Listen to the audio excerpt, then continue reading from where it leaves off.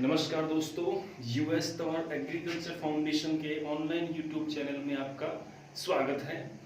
आज हमारी 50वीं क्लास है और 50वीं क्लास के साथ साथ आज हमारे 500 सब्सक्राइबर भी बच्चों पूरे हो चुके हैं और हमारी क्लास की हाफ सेंचुरी भी पूरी हो चुकी है, अर्थात 50 हो चुकी है। तो हमारी 50वीं क्लास के दिन ही 500 सब्सक्राइबर हुए हैं, है ना। 500 क्लास के दिन ही 500 सब्सक्राइबर हुए हैं। तो इस अच्छी न्यूज़ की आपको भी बहुत बहुत शुभकामनाएं और हमें बहुत अच्छा लगता है कि जब आप लोग इतना प्यार प्रेम से हमारी क्लास को देखते हैं, रेगुलर आप क्लास को लेते रहते हैं, तो बहुत ही अच्छा महसूस होता है। और आपने देखा भी होगा कि डेली हमारे बच्चे क्लास ले रहे हैं। मैं आपसे पहले ही दिन मैंने कह दिया था कि बच्चों आपको कछुए की चाल से चलना है, लंबी रेस है, काफी लंबा समय है। जैसे जैसे समय नजदीक आएगा इसमें नए नए लोग पार्टिसिपेट करेंगे। जैसे जैसे एग्जाम डेट नजदीक आएगी हमारी क्लास को नए नए लोग लेना शुरू कर देंगे, हमारे व्यूअर्स ऑटोमेटिक बढ़ना शुरू हो जाएंगे। लेकिन शुरू से, बीच में और लास्ट में तीनों समय जो विद्यार्थी लगातार बना रहा हुआ है और जिसने लगातार क्लास ली है उसको सबसे ज्यादा बेनिफिट मिलेगा। स्टार्टिंग में बहुत बच्चों ने क्लास ली, बीच में बच्चे स्लो हो गए, अभी भी कई बच्चे स्लो चल रहे हैं और कई हमारे पढ़ने वाले बच्चे ऐसे हैं जो बेचारे कमजोर हैं और लेकिन उनमें पढ़ने की इच्छा है, समय मिला है आज उनको, तो वो पूरी मेहनत के साथ प्रयास कर रहे हैं, अपने समय का सदुपयोग कर रहे हैं। और लेकिन जैसे जैसे बच्चों जुलाई का समय आएगा, देखो जून खत्म होने के बाद जैसे जुलाई का महीना आएगा ये अपने जो व्यूअर्स है ये डेली के बढ़ जाएंगे, क्योंकि जब रेस नजदीक आती है तो हर व्यक्ति जागता है।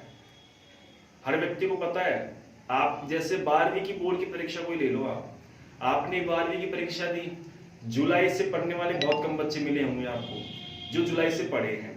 ठीक है, कोई बात नहीं, पहली पहली क्लास लगती है, हम जोश जोश में जुलाई में पढ़ना शुरू करते हैं, जुलाई में पढ़ते हैं, अगस्त में पढ़ते हैं, 2 महीने हमारा जोश रहता है। जैसे 15 अगस्त गई हमारा जोश भी गायब। उसके बाद अक्टूबर, नवंबर, दिसंबर, जनवरी, ये सारा मौसम, अक्टूबर नवंबर तो दिवाली की तैयारी करने में निकल जाता है, नवंबर में दिवाली आ जाती है, दिसंबर में शीतकालीन छुट्टियां आ जाती हैं, जनवरी में प्रैक्टिकल्स, फरवरी में अब देखो आप, मार्च में आपके एग्जाम लगते हैं, फरवरी में हर बच्चा पढ़ता है। फरवरी में सभी बच्चे पढ़ते हैं जो एग्जाम देते हैं, सारे बच्चे पढ़ते हैं, क्योंकि अब समय बहुत कम बचा है। लेकिन जुलाई में भी पढ़ रहे हैं और फरवरी में भी पढ़ रहे हैं, बट जो बीच का समय है उस बीच के समय में भी अगर कुछ बच्चे पढ़ लेते हैं तो वो बच्चे बहुत ही अच्छा रिजल्ट निकाल के देते हैं, उन बच्चों को बहुत ही अच्छा रिजल्ट मिलता है।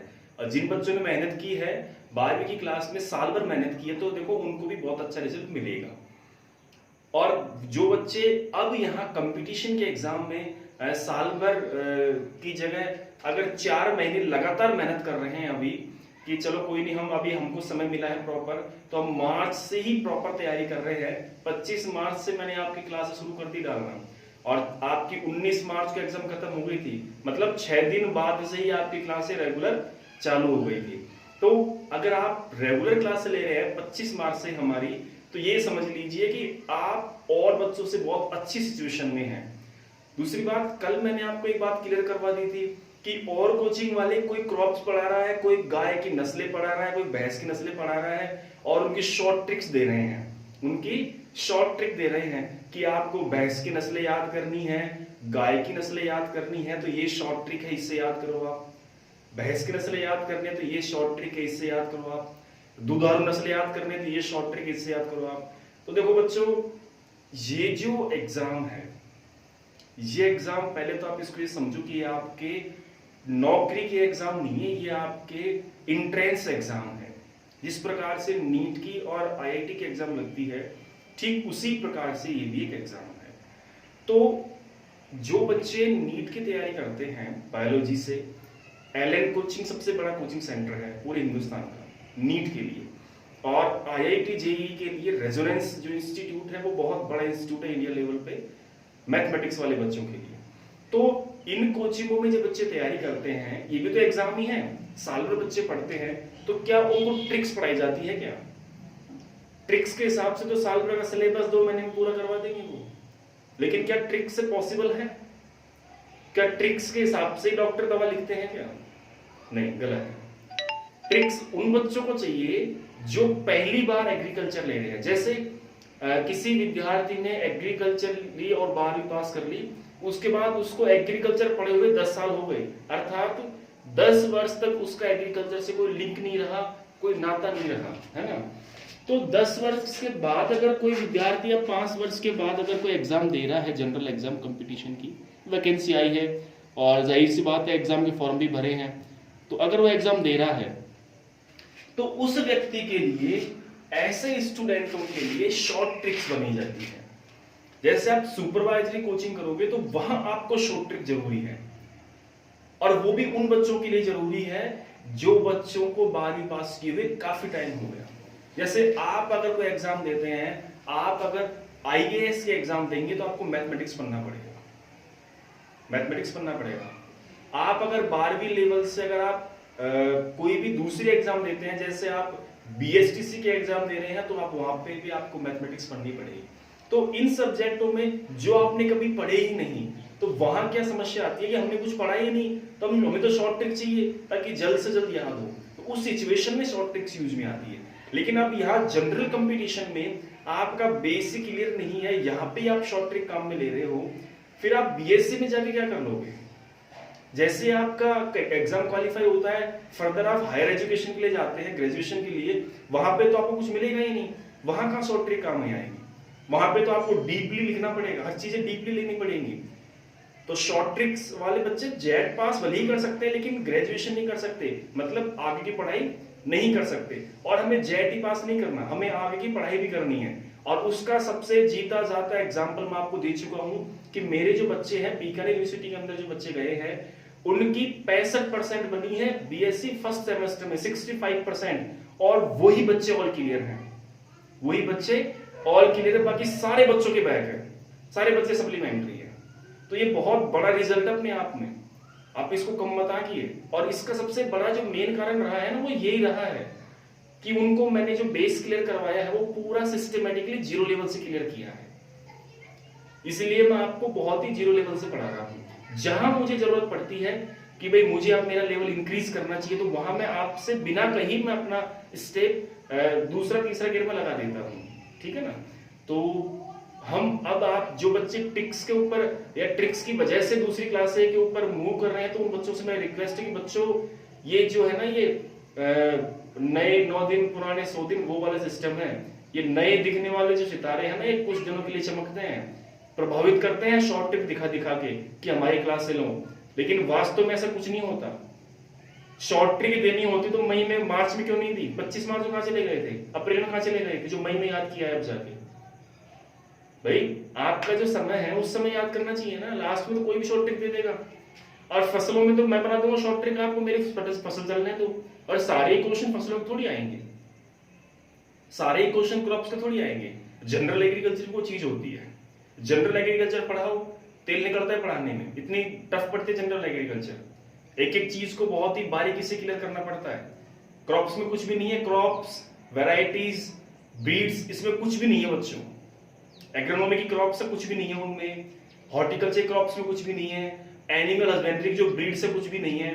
4-4, 5-5 दिन के टॉपिक है। अगर हम डेली रेगुलर 3-3, 4-4 घंटे की क्लास लेते हो, 4 दिन के 5 दिन के टॉपिक है मेरे लिए, लेकिन उनसे होने वाला कुछ नहीं है, क्योंकि सारे क्वेश्चन उनसे थोड़ी आएंगे। जनरल चीज भी कोई चीज होती है, जनरल एग्रीकल्चर भी कोई चीज होती है, तो वो पहले बच्चों को क्लियर करवाएंगे, उसके बाद हम क्रॉप्स के बारे में जाएंगे, तो बेटर स्टडी रहेगी, बहुत अच्छा आपको रिजल्ट मिलेगा। और हमें सारे क्वेश्चन सही करने हैं, हमारा फोकस क्या है? मैक्सिमम क्वेश्चन अटेम्प्ट करना और सही करना।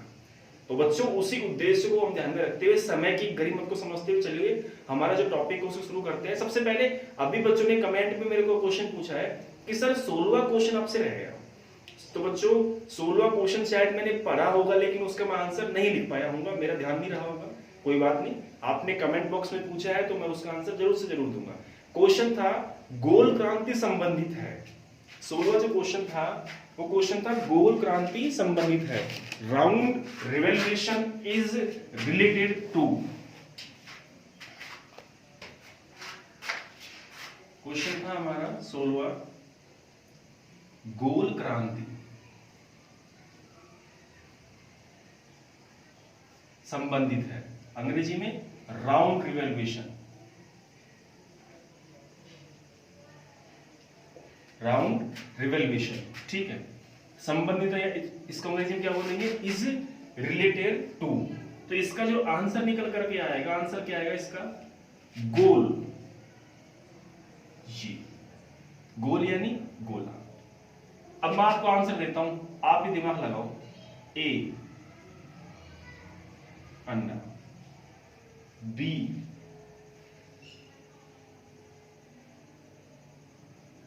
टमाटर, सी आलू, डी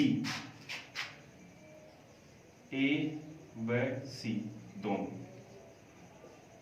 बताइए इसका आंसर क्या आएगा। अगर गोल क्रांति के संदर्भ में आपको चार ऑप्शन ये मिल जाते हैं, चार विकल्प ये मिल जाते हैं, तो भैया जी बताइए, बहन जी बताइए कि अब आप इसका आंसर क्या लगाएंगे। ये मैं आपको लिखवा चुका हूं पहले, ये मैं आपको लिखवा चुका हूं। तो गोल का मतलब दिमाग में क्या आता है, गोल यानी गोला, गोल यानी गोला, राउंड शेप। राउंड शेप का जब हमने डायग्राम बनाया तो ये बना।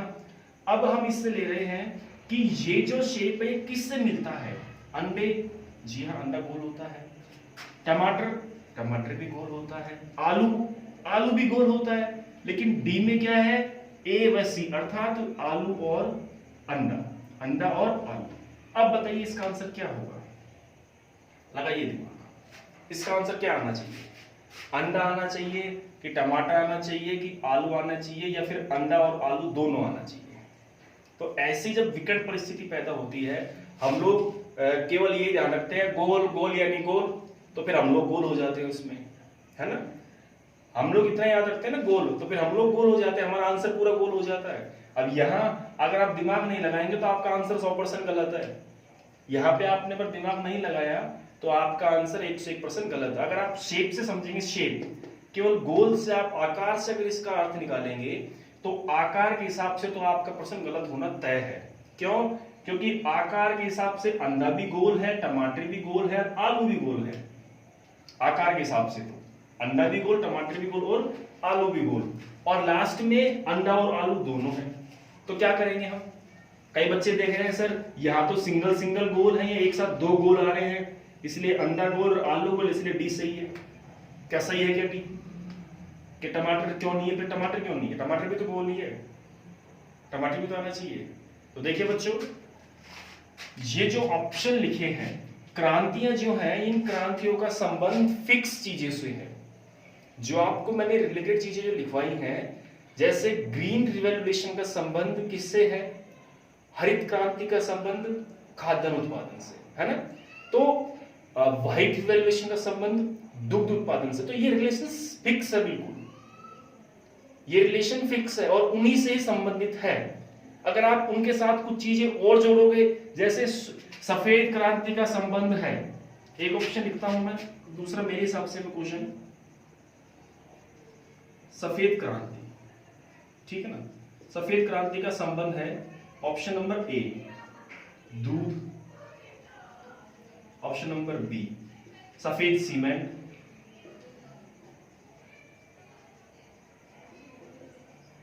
ऑप्शन नंबर सी सफेद कपड़े,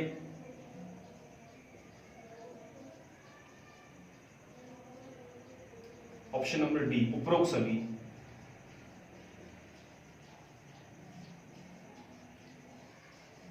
अब बताइए यहां क्या करेंगे आप, यहां आप कौन सा दिमाग लगाएंगे।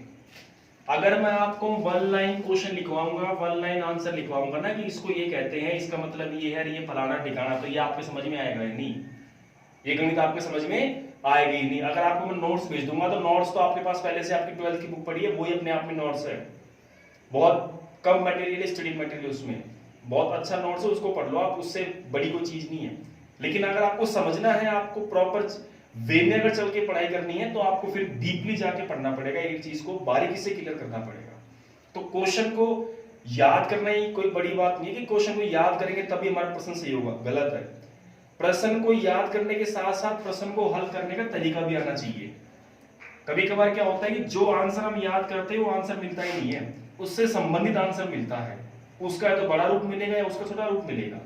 ठीक है, तो यहां आपने आपके सामने एक अलग पोजीशन रखी है कि सफेद क्रांति का संबंध है दूध, दूध सफेद है, सफेद सीमेंट ये भी सफेद है, सफेद कपड़े ये भी सफेद है, और लास्ट में उपरोक्त सभी भी है, लास्ट में उपरोक्त सभी भी है।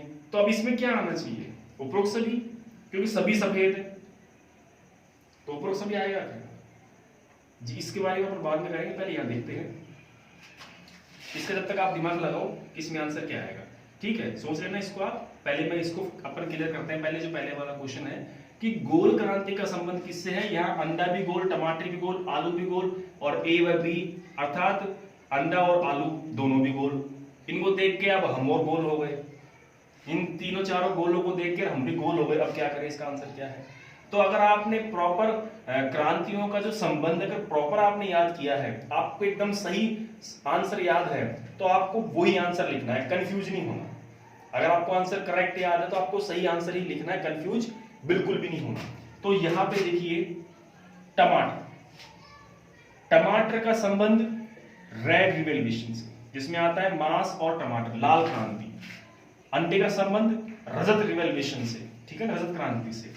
वहीं आलू का संबंध अब यहां पे गोल क्रांति में आएगा, आलू राउंड रिवोल्यूशन में संबंध आता है आलू से, कि गोल क्रांति किससे संबंधित है? आलू से, अंडे से नहीं है। अंडे की स्पेशल क्रांति है, अंडे की क्रांति स्पेशल है। ये प्रश्न आ चुका पहले एग्जाम में, और इस प्रकार की गलती की है बच्चों ने, इसलिए आपको जो साइंटिफिकली आंसर है वही लिखना है, जो करेक्ट आंसर वही देना है, बाकी चाहे कितने जोड़ते रहो आपके साथ। इसलिए आपका इसका आंसर क्या निकलेगा? आलू।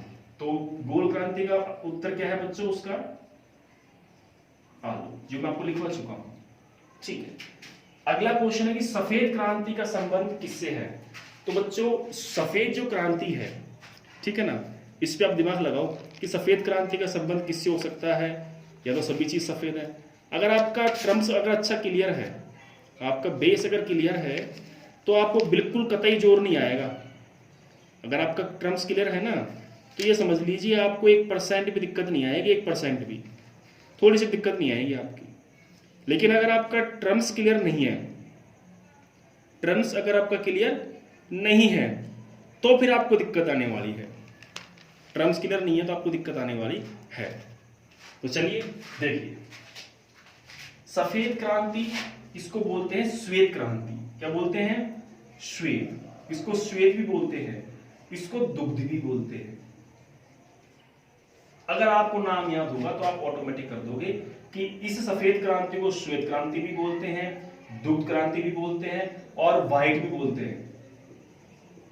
व्हाइट रिवोल्यूशन, मिल्क रिवोल्यूशन, ठीक है ना, व्हाइट रिवोल्यूशन, मिल्क रिवोल्यूशन, ये सब इसी के नाम है, श्वेत क्रांति के, दूध क्रांति के नाम है सारे।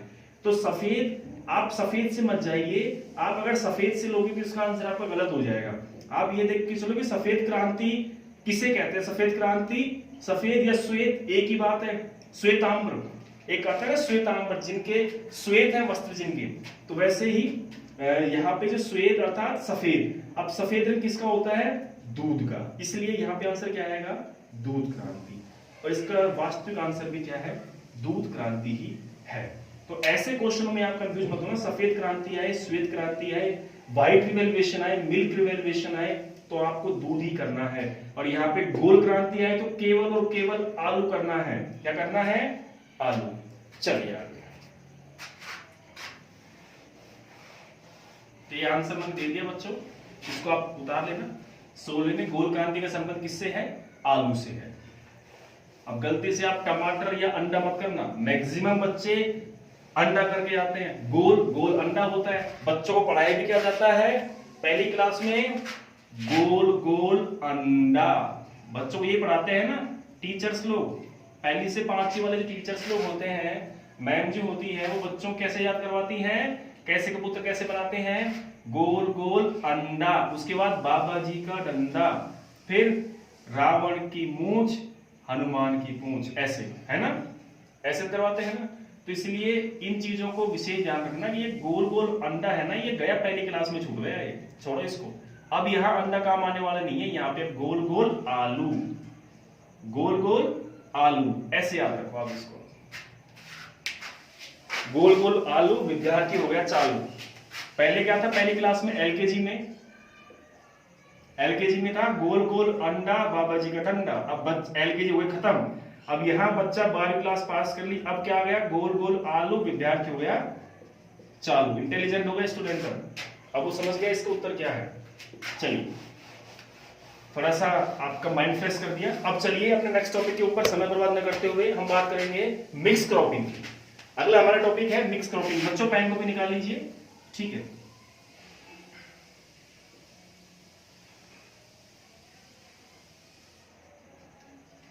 मिक्स क्रॉपिंग या मिश्रित फसल,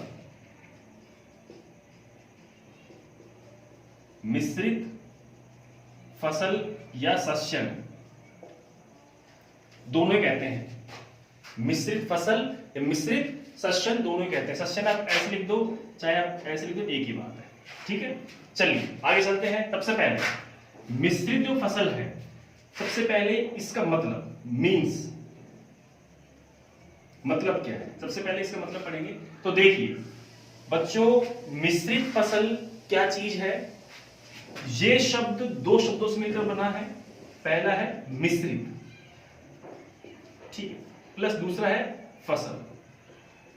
देखिए फसल यानी तो क्रॉपिंग हो गया, फसल को छोड़ा। मिश्रित भी आई है, मिश्रित, इसको अंग्रेजी में क्या बोलते हैं, मिक्स या मिक्स, एक ही बात है, ठीक है। मिक्स करना किसे कहते हैं बताइए, मिक्स किसे कहेंगे। हमारी जो मिक्सी है, मिक्सी का जो ऊपर का जार होता है, ठीक है ना, उसका नाम मिक्सी क्यों है, उसका नाम और दूसरा नाम क्यों नहीं है, मिक्सी क्यों है, चक्की क्यों नहीं है उसका नाम। जो हम जिससे जूस निकालते हैं, जिससे हम शेक बनाते हैं, जिससे हम नए नए चीजें पीसते हैं, है, तो वो उसका नाम मिक्सी ही क्यों है, चक्की क्यों नहीं है उसका। चक्की का काम होता है मोटी चीज को बारीक अवस्था में बदलना, ठीक है ना, जैसे अनाज का आटा बनाना, फॉर्मेशन चेंज करना, दैट इज चक्की। मिक्सी, मिक्सी का काम क्या होता है, मिक्स करना, किसी भी चीज को मिक्स करना। जैसे आपने पपीते का अगर हम जूस बनाएंगे तो किस में बनाएंगे, चक्की में बनाएंगे, मिक्सी में बनाएंगे, बताइए। अगर हमें पपीते का जूस बनाना है किस में बनाएंगे, मिक्सी में बनाएंगे, चक्की में बनाएंगे। चक्की में बनाएंगे तो क्या जूस बन जाएगा क्या, लेकिन मिक्सी में बनाएंगे तो जूस बन जाएगा। पपीते के जूस के लिए हम क्या क्या डालते हैं उसमें, पपीता, शुगर, आइस, मिल्क, है ना, पपीता, चीनी, बर्फ और दूध, ये डालते हैं। अलग अलग ही डालते हैं हम, पहले पपीता डाल देंगे या पहले दूध डाल देंगे, फिर उसमें चीनी वीनी जो भी हमारा मटेरियल हम डाल देंगे। उसके बाद उसको हम ढक देते हैं। ढकने के बाद क्या होता है, हम उसको मिक्सी को एक लेवल पे ऑन कर देते हैं। उसके बाद क्या प्रोसीजर होता है कि मिक्सी घूमती है। मिक्सी घूमती है तो घूमने के बाद क्या होगा, जो अंदर का जो मटेरियल है, अंदर का जो हमारा जो हमने जो चीज डाली है वो पूरी मिक्स हो जाएगी, वो पूरी घुल जाएगी, एक दूसरे में घुल जाएगी। तो मिक्सी का अर्थ क्या होता है, घोलना। और यहाँ पे मिक्सिंग का अर्थ भी क्या निकालेंगे हम, एक दूसरे में घुल जाना। तो अब देखिए, अगर हम इस चीज को एग्रीकल्चर के लेवल से लेंगे, अगर इस चीज को हम कृषि के क्षेत्र पे लेंगे, तो मिक्सिंग का मतलब ये होता है कि फसल के बीजों को मिला करके बोना। दो या दो से अधिक फसलों के बीजों को मिला करके बोना क्या कहलाता है, मिक्स फसल कहलाता है।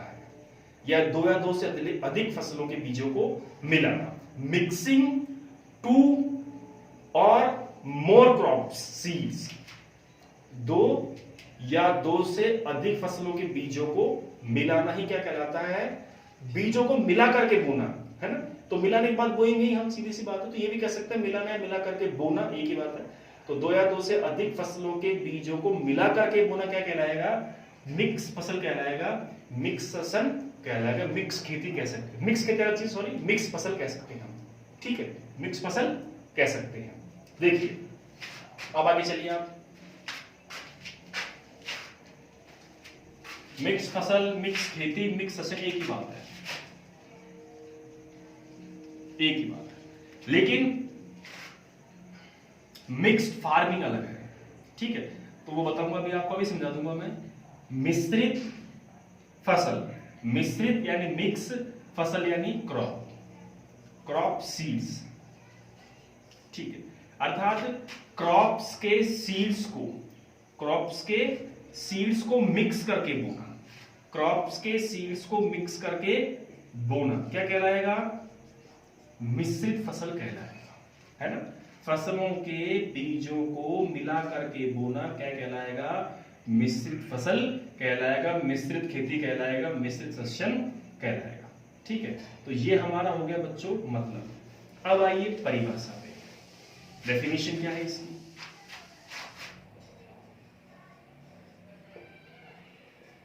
डिफाइन करेंगे इसको, परिभाषा क्या लिखेंगे कि दो या दो से, जैसे मैंने आपको समझा था उसी लैंग्वेज में, अधिक, दो या दो से अधिक फसलों, दो या दो से अधिक फसलों के बीजों को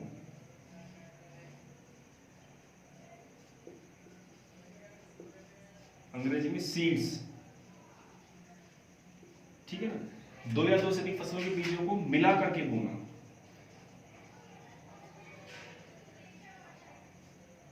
मिला करके बोना क्या कहलाएगा? मिश्रित फसल बोना।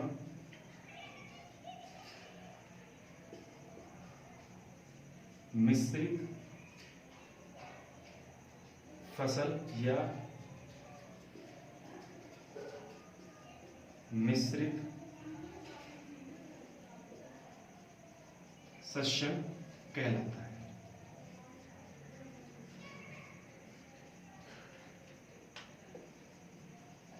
मिश्रित शस्य कहलाता है।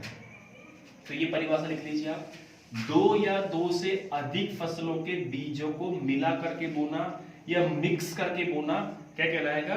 मिश्रित फसल या मिश्रित शस्य या मिक्स क्रॉपिंग कहलाता है। ठीक है, अब आप चलिए, अगर आप इंग्लिश में इंटेलिजेंट हैं तो आप ये शब्द समझ के जान जाएंगे। मिक्स क्रॉपिंग मतलब क्रॉप्स को मिक्स करना। अब क्रॉप मिक्स कैसे होगी? क्रॉप्स मिक्स होगी कि हम सीड को मिक्स करेंगे, पहले हम बीज को मिक्स करेंगे। भाई वैसे डायरेक्ट फसल मिक्स कैसे होगी? तो क्रॉप मिक्स करने के लिए हमें पहले क्या करना पड़ेगा? सीड को मिक्स करना पड़ेगा। तो सीड को मिक्स करने के बाद फसल पैदा करना क्या कहलाएगा? मिक्स क्रॉपिंग कहलाएगा। अगर आप अंग्रेजी में अगर इंटेलिजेंट है तो। लेकिन अगर आपको इंग्लिश नहीं आती है तो कोई दिक्कत नहीं है, परिभाषा मैंने लिखवा दी है, इसको आप याद रखिए। और ये शायद क्वेश्चन आपके आया हुआ भी है 12वीं बोर्ड में, ये प्रश्न आपके शायद मेरे हिसाब से 12वीं बोर्ड में आया हुआ भी है। तो जिन्होंने ये लिखा है आंसर उनको सही एग्जैक्ट नंबर मिलेंगे। उसके बाद इसका एग्जाम्पल, इसका हम देंगे एग्जाम्पल कि हम किस प्रकार से फसलों के बीजों को मिला करके बो सकते हैं। तो एग्जाम्पल में जैसे गेहूं प्लस सरसों, सॉरी गेहूं प्लस चना, गेहूं प्लस चना तो ठीक है, गेहूं प्लस सरसों प्लस चना ठीक है, क्योंकि इनमें ये चीजें देखी जाती है कि एक फसल अगर एक फसल का आकार बड़ा है तो दूसरी फसल का आकार छोटा रहना चाहिए। तो सरसों का आकार बड़ा है, सरसों के साथ चना, ठीक है। ये फसल चक्कर हम काम में ले सकते हैं, ये फसल हम मिक्सिंग हम सीड काम में ले सकते हैं। तो ये मिक्स क्रॉपिंग का कार्य करेगा, ठीक है। तो ये आप एग्जाम्पल इसमें लिख लें, सरसों प्लस चने को मिक्स करके बो सकते हैं। दोनों एक सीजन की फसल है, एक ही मौसम में उगती है। तो इसका आप उतारिए इसको ऐसे कैसे। अब हम लिखेंगे कि शस्य जो खेती होती है या मिक्स क्रॉपिंग होती है, इसकी क्या जरूरत है, क्यों जरूरी है। तो बच्चों मिक्स क्रॉपिंग जो है, मिश्रित जो फसल है, ये मुख्यतः ऐसी चीज जो क्षेत्र है उन क्षेत्रों के लिए बहुत ज्यादा लाभदायक है। जो अनइरिगेटेड एरियाज हैं, ड्राई एरियाज हैं, सूखे क्षेत्र हैं, जैसे राजस्थान का जो एरिया है, पश्चिम राजस्थान का एरिया, वहां पे मिक्स खेती का बहुत अच्छा उपयोग है। वहां पे मिक्स खेती एक इंश्योरेंस की तरह कार्य करती है, एक बीमा की तरह कार्य करती है। तो मिश्रित खेती शुष्क क्षेत्रों में यूज में ली जाती है ज्यादातर। दूसरी बात, ये एक बीमा की तरह कार्य करती है, ठीक है। तो अब इसके जो लाभ है वो मैं आपको लिखवा देता हूँ। इससे क्या क्या लाभ होते हैं? इससे हमारी मिट्टी की बचत होती है, समय की बचत होती है, उत्पादन अधिक होता है। दूसरी बात, ये इंश्योरेंस स्कीम भी होती है। जैसे अगर मान लीजिए हमारी एक फसल खराब हो गई, चूंकि हमने 2 या 3 फसलों को बीज मिला करके बोए हैं, अगर एक फसल हमारी खराब हो जाती है तो उसकी अनुपस्थिति में हमारी दूसरी फसल हमें उपज आसानी से दे सकती है और हम दूसरी फसल की उपज से हम उस घाटे को कम कर सकते हैं। लेकिन अगर सिंगल फसल ही बोएंगे और वही अगर पूरी खराब हो गई तो फिर हमारे पास घाटे को रोकने के लिए कोई ऑप्शन नहीं है। तो उस घाटे को कम करने के लिए, मुनाफा बढ़ाने के लिए हम मिक्स क्रॉपिंग यूज में लेते हैं। और मिक्स क्रॉपिंग का बेनिफिट बहुत अच्छा निकलता है बच्चों। मिक्स क्रॉपिंग बहुत महंगी बिकती है। मिक्स क्रॉपिंग जो है, इसका जो कॉस्टिंग है बहुत महंगा बिकता है मिक्स क्रॉपिंग का। आप अगर केवल गेहूं उगाएंगे तो गेहूं की रेट कितनी है, 20 रुपए किलो, 22 रुपए किलो। वहीं आपने गेहूं और चना उगा दिया तो एक तो गेहूं मिल रहा है आपको, ठीक है, गेहूं मिल रहा है जो 20 रुपए किलो देंगे आप, वहीं पे आपको सीधा 70-80 रुपए, 100 रुपए किलो वाला चना मिल रहा है। तो बताइए गेहूं में बेनिफिट है, चने में बेनिफिट है? चने में, क्योंकि कॉस्टिंग अच्छी मिल रही है चने की। अगर हम दोनों उगाएंगे तो बहुत ही बेटर है। इसलिए मिक्स क्रॉपिंग में उपज अच्छी होती है, आमदनी बहुत अच्छी होती है, किसान को आर्थिक लाभ बहुत अधिक मिलता है। तो आप इसके डेफिनेशन उतारिए। अब इसके बाद हम इसके लिखेंगे बेनिफिट्स, अर्थात इसके लाभ क्या क्या है। ये आप पहले पढ़ चुके हैं, इसलिए मैं थोड़ा जल्दी पढ़ा रहा हूँ इसको। आप ये मत समझना कि सर इतना फास्ट क्यों कर रहे हैं, ये पहले आप पढ़ चुके हैं और ये इतना टफ डिफिकल्ट चैप्टर नहीं है। केवल मतलब समझ लो आप शब्द का, आप आसानी से इन चीजों को लिख दोगे, ठीक है। अब इसके हम लिखेंगे बेनिफिट्स, ठीक है, बेनिफिट, ठीक है, या लाभ। इसके लाभ क्या क्या है तो देखिए, सबसे पहला जो लाभ है मिक्स क्रॉपिंग का, वो लाभ क्या है कि इसमें समय की या भूमि की बचत होती है। सबसे पहले भूमि की बचत होती है।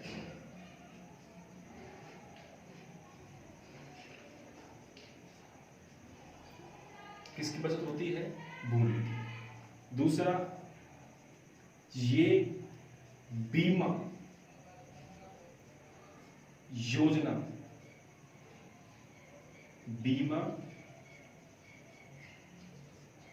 योजना की तरह कार्य करती है।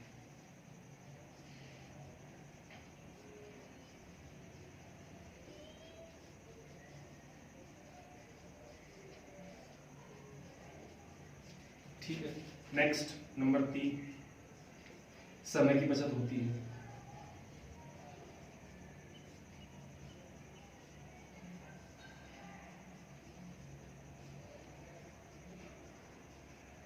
Saving time.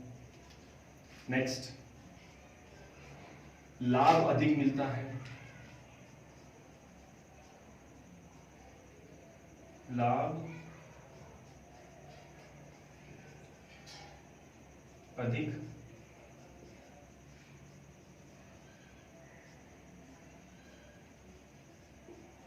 मिलता है, ठीक है।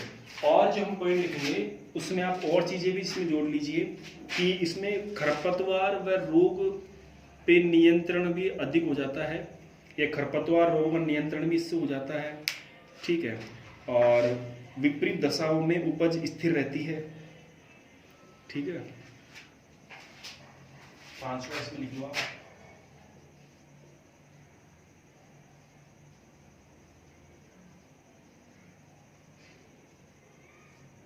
खरपतवार व रोगों से बचाव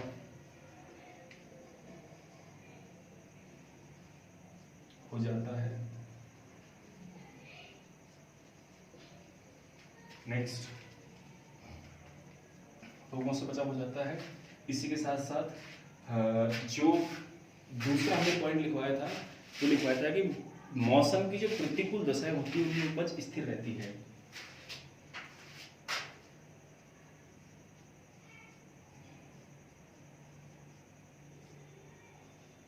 मौसम की प्रतिकूल, प्रतिकूल यानी हानिकारक या विपरीत, प्रतिकूल ब्रैकेट में इसको आप देख लो विपरीत, जिनको नहीं आता हो मतलब, या एडवर्स कंडीशन, अंग्रेजी में बोलते हैं एडवर्स कंडीशन, या विपरीत, मौसम की विपरीत परिस्थिति में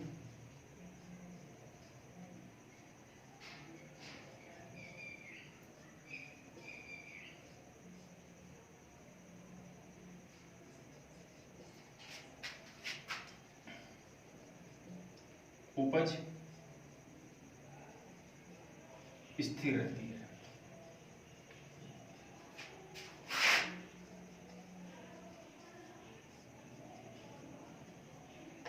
और हमारा सातवां है प्रति इकाई उत्पादन बढ़ जाता है।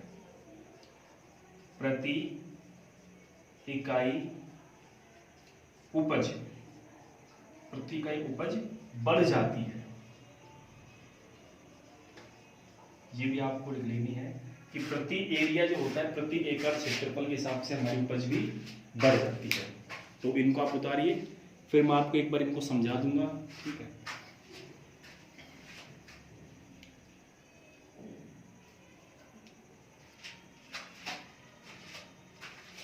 देखो, अब मैं यहाँ पे आपको एक बार सिद्धांत और लिखा देता हूं, फिर उन सिद्धांतों के हिसाब से मैं आपको एग्जाम्पल समझाऊंगा।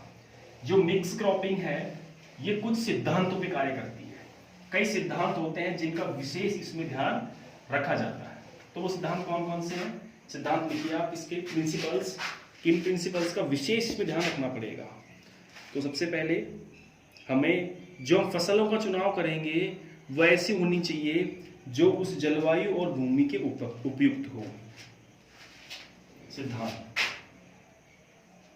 प्रिंसिपल्स या सिद्धांत। सिद्धांत में क्या है? पहला प्रिंसिपल क्या आएगा? पहला सिद्धांत कि फसल का चुनाव, फसलों का चुनाव, फसलों का चुनाव जलवायु व मिट्टी या भूमि, जलवायु व भूमि के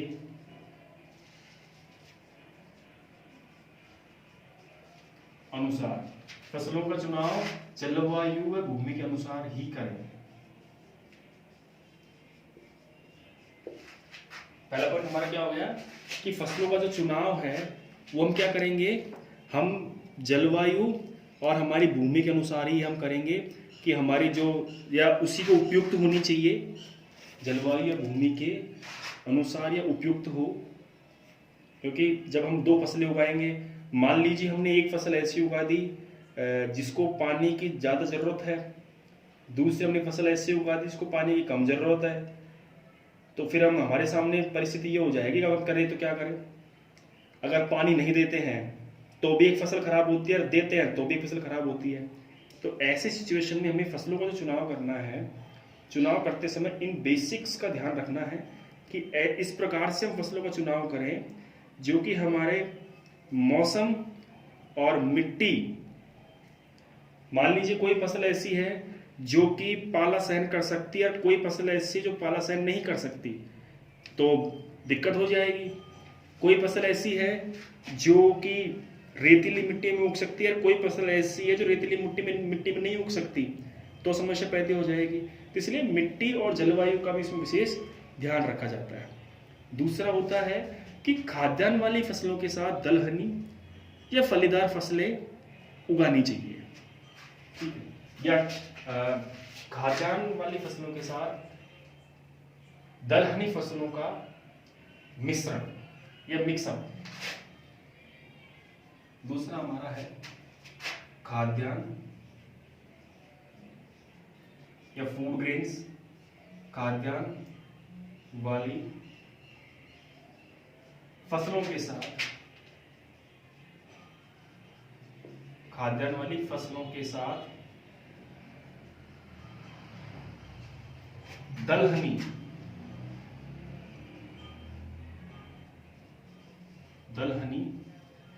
या फलीदार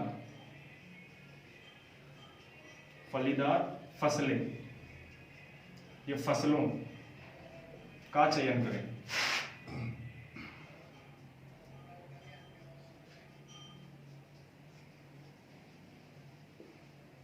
फलीदार फसलों का चयन करें, ठीक है। तो ये भी आपको विशेष ध्यान रखना है कि अब खाद्यान्न वाली फसलें काम में ले रहे हैं तो उसके अनुसार हम दलहनी फसलों का भी चयन करेंगे। अगर एक फूड ग्रेन्स की है तो दूसरी लेग्यूम्स की होनी चाहिए, लेग्यूम्स फैमिली की होनी चाहिए। ठीक है, दूसरा हमारा पॉइंट ये हो गया। तीसरा है कि जो मिश्रित क्रॉपिंग लेंगे उनमें कंपटीशन नहीं होना चाहिए। किस किस के लिए? आपको बता चुका हूं पहले ही मैं कि कंपटीशन किस किस के लिए होता है। प्रकाश, स्पेस, सॉरी हिंदी में पढ़ो तो प्रकाश, स्थान, पोषक तत्व, नमी, है ना, ये वाटर एक ही बात है। तो इसमें देख लीजिए आप नंबर पॉइंट तीसरा,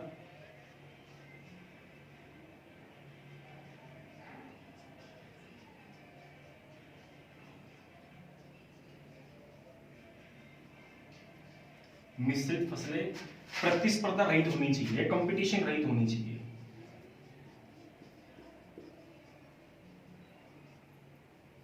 प्रतिस्पर्धा रहित होनी चाहिए, रहित, है ना।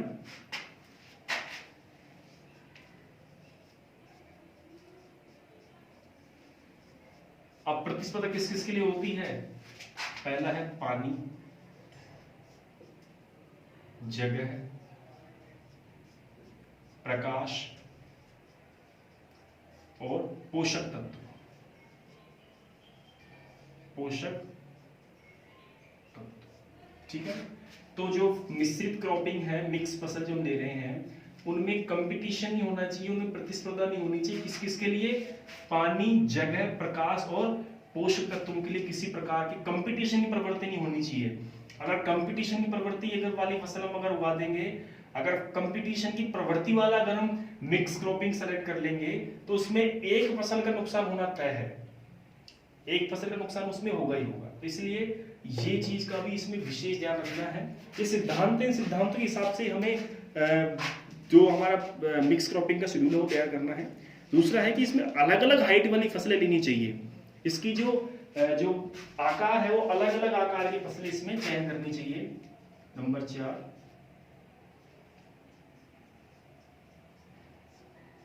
अलग अलग ऊंचाई, आकार मतलब ऊंचाई, इससे ऊंचाई से मतलब है क्योंकि पौधे की वृद्धि ऊपर होती है, तो अलग अलग ऊंचाई,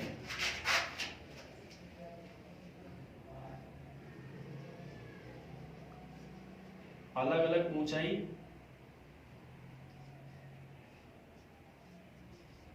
वाली फसलों का ही चयन करें।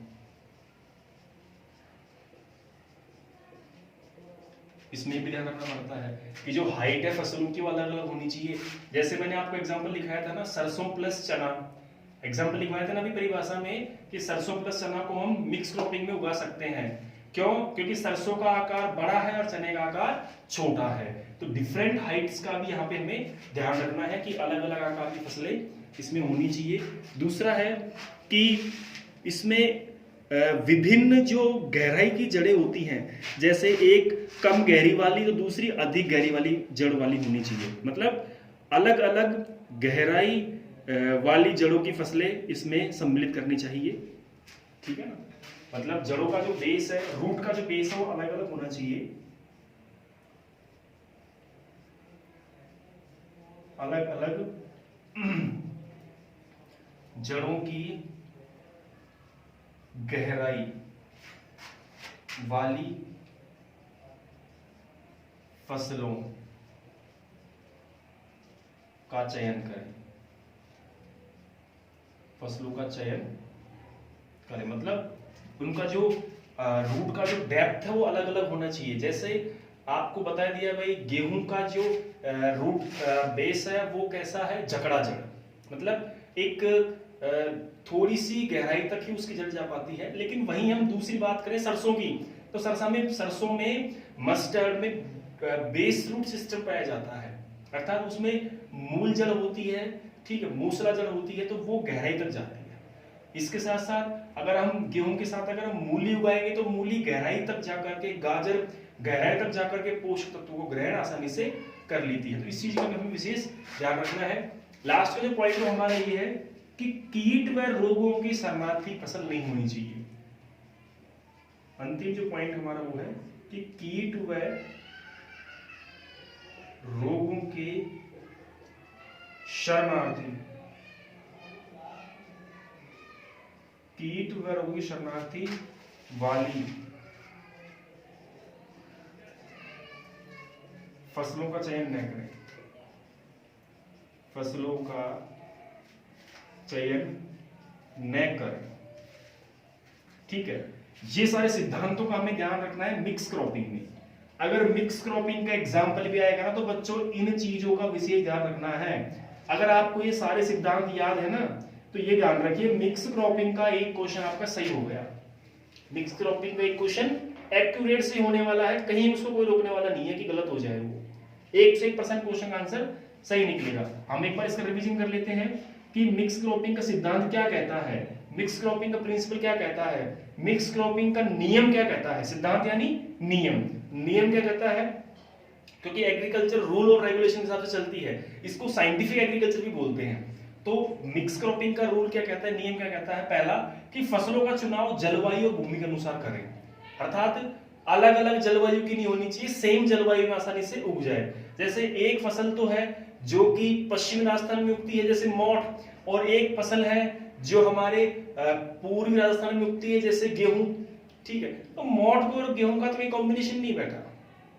या पूर्व राजस्थान में मान लीजिए मोठ खरीफ की फसल है, तो खरीफ में हम लोग यहाँ क्या बोते हैं, खरीफ में हम लोग ज्वार भी बो देते हैं, मक्का भी बो देते हैं, बाजरा भी बो देते हैं। तो मोठ का और बाजरे का कॉम्बिनेशन प्रॉपर नहीं बैठ पाता। मोठ को बिल्कुल पानी कम चाहिए, बाजरे को भी थोड़ा बहुत चाहिए।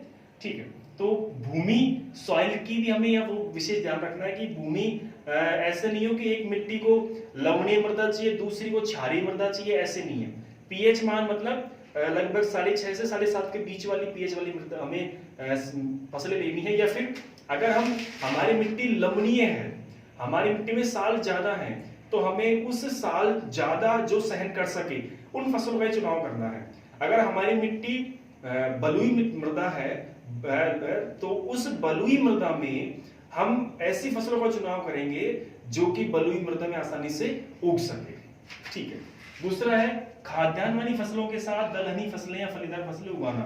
तो ये बता चुका हूं कि खाद्यान्न वाली फसलों की फैमिली कौन सी होती है, ग्रेमिनी। कौन सी होती है बच्चों, खाद्यान्न वाली फसलों की फैमिली ग्रेमिनी फैमिली होती है, और दलहनी फसलों की लेग्यूम्स। तो खाद्यान्न वाली जो फसलें होती है इसमें नाइट्रोजन फिक्सेशन का कोई रोल नहीं पाया जाता, लेकिन दलहनी फसलों में इसका रोल पाया जाता है। तो दलहनी फसलें नाइट्रोजन का फिक्सीकरण करती हैं, इसलिए पोषक तत्वों की कंपटीशन नहीं होगा, पोषक तत्वों में कंपटीशन नहीं होगा। दूसरी बात इसमें एक चीज पाई जाती है कि जो खाद्यान्न वाली फसलें हैं इनकी जड़ होती है जकड़ा जड़। जो खाद्यान्न वाली फसलें हैं इनकी सभी की जकड़ा जड़ होती है, चाहे आप गेहूं को देख लो, बाजरा को देख लो, मक्का को देख लो, ज्वार को देख लो, चावल को देख लो, सभी की जड़ जकड़ा जड़ मिलेगी। वहीं आप बात करेंगे दलहनी की, तो दलहनी में बेस रूट सिस्टम पाया जाता है, अर्थात मूल जड़ पाई जाती है ना, इसलिए इसमें नाइट्रोजन स्थिरीकरण करने वाला जीवाणु भी पाया जाता है। तो इन दोनों का विशेष कॉम्बिनेशन है। दूसरी बात कंपटीशन रहित होनी चाहिए। जो क्रॉप्स हैं उनका हम सिलेक्शन इस प्रकार से करेंगे कि उनमें लाइट, स्पेस, वाटर, ठीक है, न्यूट्रिएंट्स के लिए कंपटीशन बिल्कुल भी नहीं हो, बिल्कुल भी प्रतिस्पर्धा नहीं होगी। अगर प्रतिस्पर्धा होगी तो एक पौधे के पोषक तत्व दूसरा पौधा ग्रहण कर लेगा, अर्थात ऐसी सिचुएशन में एक पौधे का नुकसान होना तय है, एक प्रकार की फसल का नुकसान होना फिक्स है कि हमारी एक फसल तो लॉस में रहेगी, दूसरी हमारी ग्रोथ कर जाएगी उसमें। नेक्स्ट, अलग अलग ऊंचाई वाली फसलों का चयन। तो अलग अलग ऊंचाई वाली फसलों का चयन इसलिए करेंगे कि जब पौधे की हाइट अलग अलग होती है, हमें पता है कि चने का पौधा कितना बढ़ेगा, 1 फीट, 1.5 फीट, ये तो है कि नहीं 5 फीट बढ़ जाए वो। भाई चने का पौधा कितना बढ़ता है, 1 फीट, 1.5 फीट। अब ये तो भाई इतना बड़ा या इतना बड़ा चने का पौधा, या तो इतना बड़ा या इतना बड़ा। अब ये तो है कि नहीं कि वो मेरे बराबर का इतना बड़ा हो जाए चने का पौधा, देखा है कभी, नहीं देखा ना। तो उसकी हाइट इतनी ही है कि वो इतना ही रहेगा, लेकिन सरसों की हाइट मेरे से भी बड़ी हो जाती है, 6 फीट की सरसों की हाइट, 6 फीट 7 फीट सरसों आसानी से ग्रोथ कर लेती है। तो इसलिए अगर जब आकार अलग अलग है तो कंपटीशन उसमें होगा ही नहीं। ठीक है, नेक्स्ट, अलग अलग जड़ की गहराई वाली फसलों का चयन करें। जो आपको बता ही चुका हूं मैं यहाँ कि अगर एक कम गहराई वाली जड़ की तो दूसरी अधिक गहराई वाली जड़ की फसलों का हम चयन करेंगे। नेक्स्ट, कीट व रोगों के शरणार्थी वाली फसल नहीं होनी चाहिए। ऐसा नहीं हो कि एक फसल कीट को बचा रही है तो दूसरी फसल कीटों को आश्रय स्थल दे रही है, कीट व रोगों को आश्रय स्थल दे रही है, खरपतवारों को आश्रय बना रही है। तो वो भी फसल नहीं होनी चाहिए। तो ये सारे इसका सिद्धांत है। अब इसको मैं डायग्राम बना के आपको समझा रहा हूँ, ठीक है। आप इसको डायग्राम में समझना बच्चों, कि चित्र के हिसाब से आपके समझ में अच्छा आएगा। और उस डायग्राम में सारे प्रिंसिपल फॉलो होंगे, सारे जो नियम मैंने लिखवाए ना आपको, ये सारे सिद्धांत उसमें चलेंगे बेटे। तो सारे सिद्धांतों को हम ध्यान में रखते हुए अभी एग्जाम्पल बनाते हैं। आप इनको उतार लो एक बार। बहुत अच्छा चैप्टर है, बहुत ही शानदार चैप्टर है ये, इसको पूरा करेंगे आज। चलिए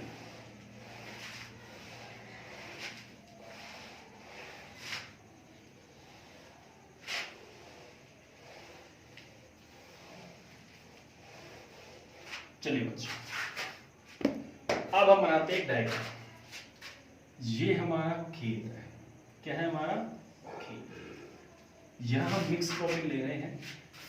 मिक्स क्रॉपिंग में हमने यहां पे चीज देखते हैं, आप देखना, ये तो मैंने बीज बोया सरसों का, और ये बीज बोया मैंने चने का, ठीक है ना। यही आप समझिए, इस चीज को समझिए। ये तो हमारा बीज वाला पोर्शन हो गया। अब मैं इसका पौधा बनाता हूं, ठीक। सबसे पहले पौधा सरसों का, ये हमारा भूमिगत एरिया। सबसे पहला प्लांट कौन सा होगा, सरसों का।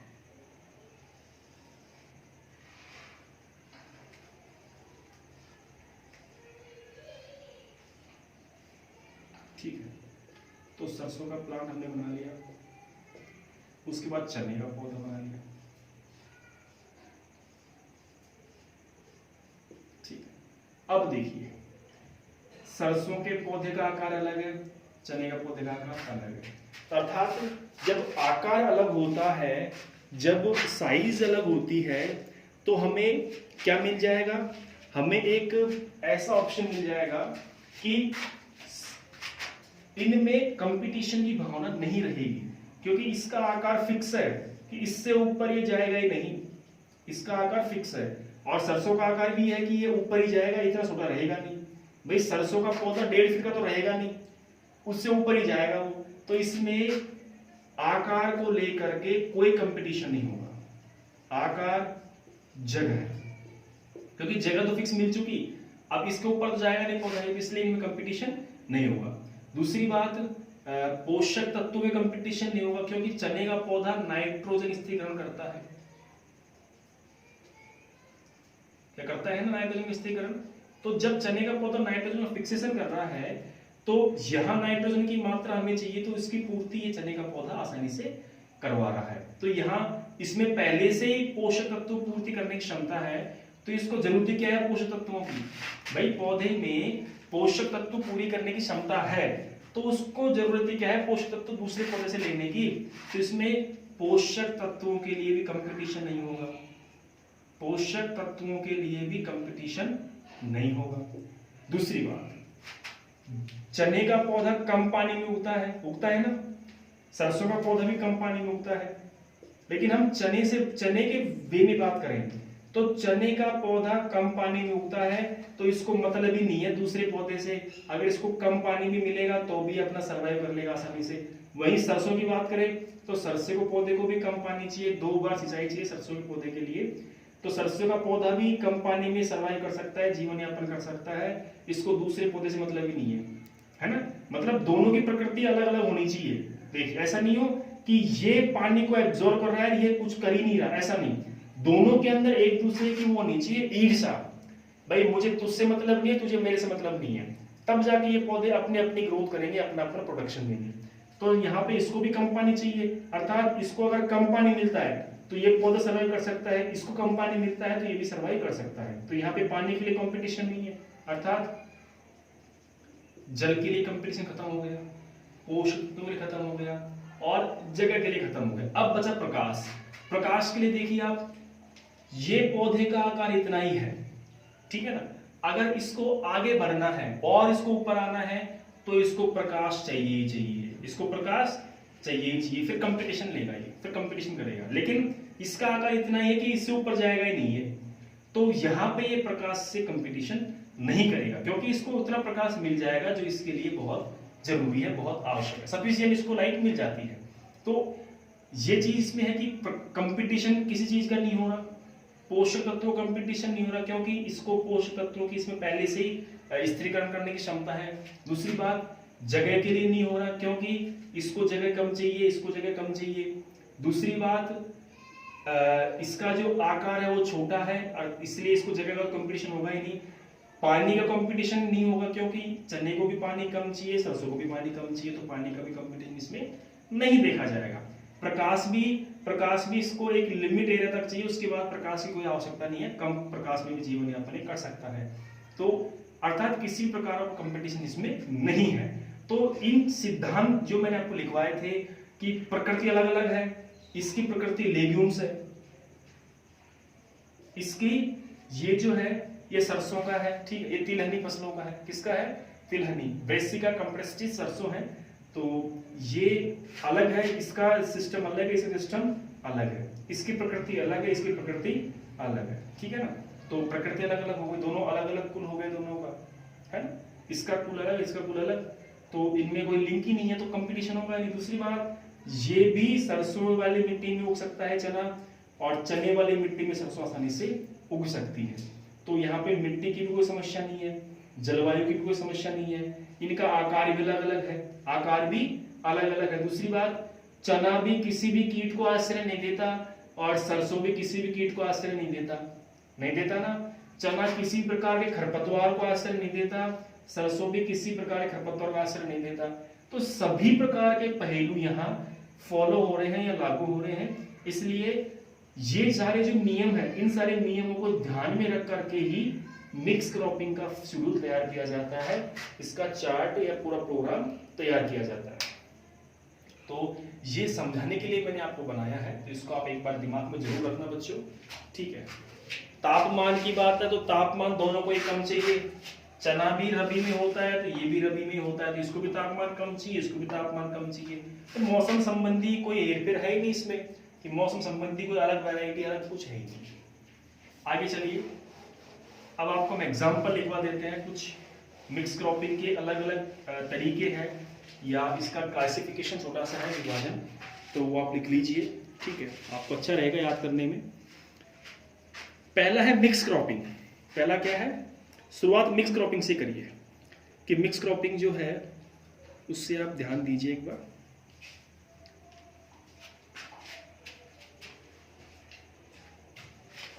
Example number first,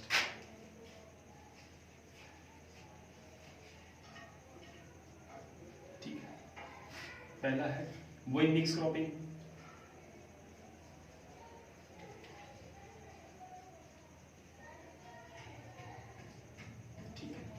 mix cropping जो है, मिक्स क्रॉप्स, देखिए मिक्स क्रॉप करेंगे तो सिंगल पी आएगा, मिक्स क्रॉपिंग करेंगे तो डबल पी आएगा, ठीक है।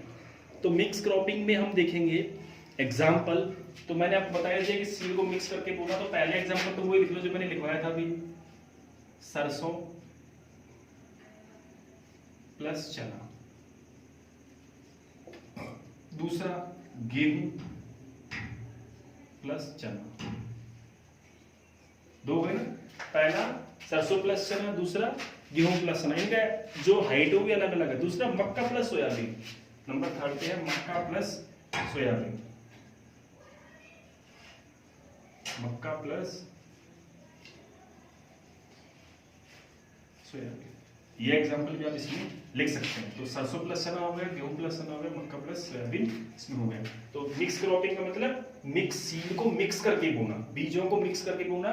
एग्जांपल, मिक्स क्रॉपिंग मतलब बीज को मिक्स करके बोना।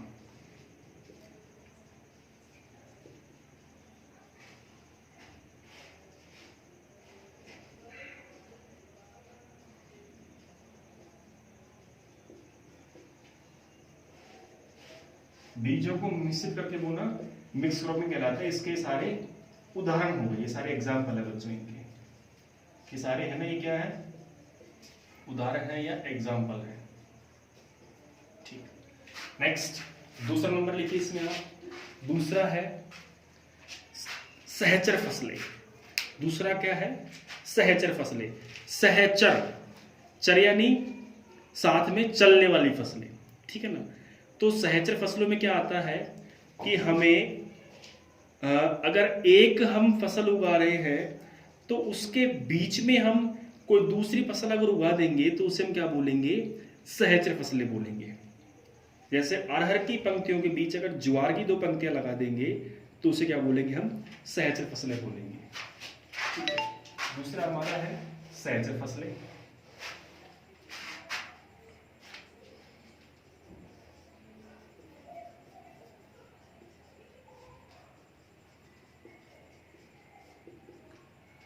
सहचर फसलें, सह यानी साथ, देखिए सह या सहचर, इसका मतलब समझिए, सहचर का मतलब समझ लिया आपने, आप समझ में आ जाएगा फसल क्या कह रही है।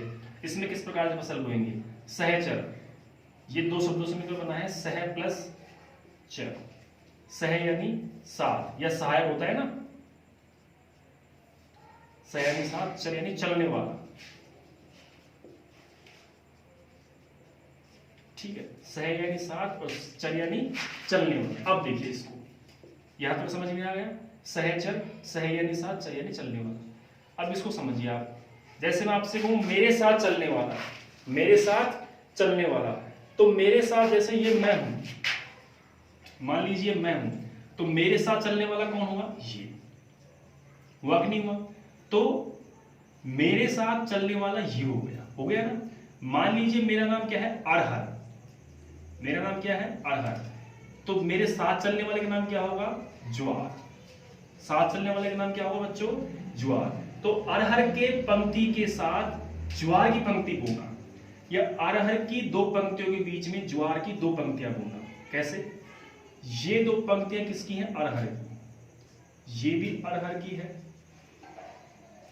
और ये भी अरहर की है। ठीक है, 2 अरहर की पंक्तियों के बीच में 2 ज्वार की पंक्तियां बोना। ये क्या है, ज्वार, ये क्या है, ज्वार। आगे समझ में, सहचर यानी साथ चलना या साथ में उगाना। तो अरहर की 2 पंक्तियों के बीच ज्वार की फसल उगाना क्या कहलाएगा, सहचर फसल कहलाएगा। ठीक है, इसको अंग्रेजी में अगर लिखें तो इसको बोलते हैं कंपैरिजन क्रॉप, कंपैरिजन क्रॉप्स बोलेंगे इसको, है ना, कंपैरिजन क्रॉप्स को बोल सकते हैं। तो इसका आप एग्जांपल लिखें तो एग्जांपल लिख लीजिए आप, सहचर फसलों के बारे में समझाइए। साथ चलने वाली फसलें, एक फसल के साथ दूसरी फसल को उगाना। तो एक फसल उगाएंगे तो उसके बीच में दूसरी फसल उगेगी। उसके बाद देखो इसको शेड्यूल हम ऐसे बनाएंगे इसका, जैसे ये हमारा फील्ड है, ठीक है, ये हमारी लाइनें बना रहा हूं आपको, ये सारी अरहर की लाइनें हैं, किसकी, अरहर की। तो 2 अरहर की लाइनों के बीच में 2 ज्वार की लाइन को, फिर अरहर की लाइन के बीच में ज्वार की लाइन को।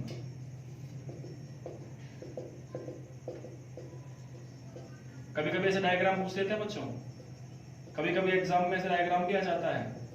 अगर पेपर का लेवल अच्छा आ गया ना तो इस प्रकार से डायग्राम भी दे सकते हैं वो, कि बताइए ये किसका चित्र है, किस प्रकार की खेती का चित्र है, ये चित्र किस प्रकार की खेती का है। तो वहां थोड़ा सा सस्पेंस रह जाता है। अब देखिए ये जो लाइन किसकी है, अरहर की, ठीक है ना, और ये डॉट डॉट लाइन किसकी है, ज्वार की, किसकी है, ज्वार की। तो अरहर की 2 पंक्तियों के बीच ज्वार की 2 पंक्तियां उगाना, अरहर की 2 पंक्तियों के बीच ज्वार की 2 पंक्तियां उगाना। फिर अब किस प्रकार चलेगा, देखो ये अरहर, ये अरहर, ये भी अरहर, ये भी अरहर, ये भी अरहर, ये भी अरहर, ये भी अरहर। अब इसके बीच में ये ज्वार, ये ज्वार, ये ज्वार, ये ज्वार, ये ज्वार, ये ज्वार। तो ये जो इस प्रकार का जो क्रम है इसको हम बोलेंगे सहचर फसलें। क्या बोलेंगे बच्चों, सहचर फसलें। ठीक है, इसको हम सहचर फसलें बोलेंगे। इस प्रकार का एग्जांपल ये है। लाइनों के बीच, है ना, इसके बीच में सहचर फसलें आएंगी, वो आएंगी अरहर की 2 पंक्तियों के बीच, पंक्तियों के बीच या लाइनों के बीच, एक ही बात है। ठीक है, एग्जांपल लिखा आप इसमें, उदाहरण,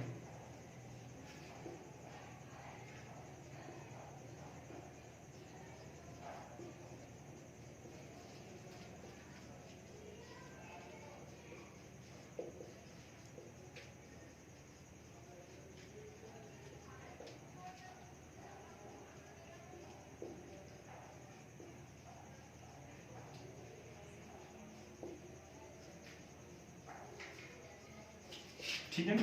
ज्वार की पंक्तियां उगाना, ज्वार की फसलें नहीं, ज्वार की 2 पंक्ति उगाना, ज्वार की 2 पंक्ति उगाना, ये इसका एग्जाम्पल है, तो इसको आप लिख लीजिए। अगला जो नंबर 3 पे है वो है गार्ड क्रॉप या रक्षक फसल। गार्ड क्रॉप या रक्षक फसल। तो रक्षक फसल से आप समझ ही गए कि एक फसल दूसरी फसल की रक्षा करेगी, दूसरी फसल का ध्यान रखेगी। तो इसमें हम एग्जाम्पल लेंगे, वो लेंगे कि गन्ने के चारों ओर अगर हम सनई की फसल लगा दें, सनई की कुछ पंक्तियां लगा दें, ठीक है, गन्ने के खेत के चारों ओर अगर सनई की कुछ पंक्तियां लगा दें या फसल लगा दें, तो जो रक्षक फसल रहेगी वो हमारी कौन सी रहेगी? रक्षा करने वाली तो रहेगी सनई की, और जिसकी रक्षा हो रही है वो रहेगी गन्ने की। तो गन्ने के चारों ओर सनई की फसल लगाना, ये कहलाएगा गार्ड क्रॉप, रक्षक फसल।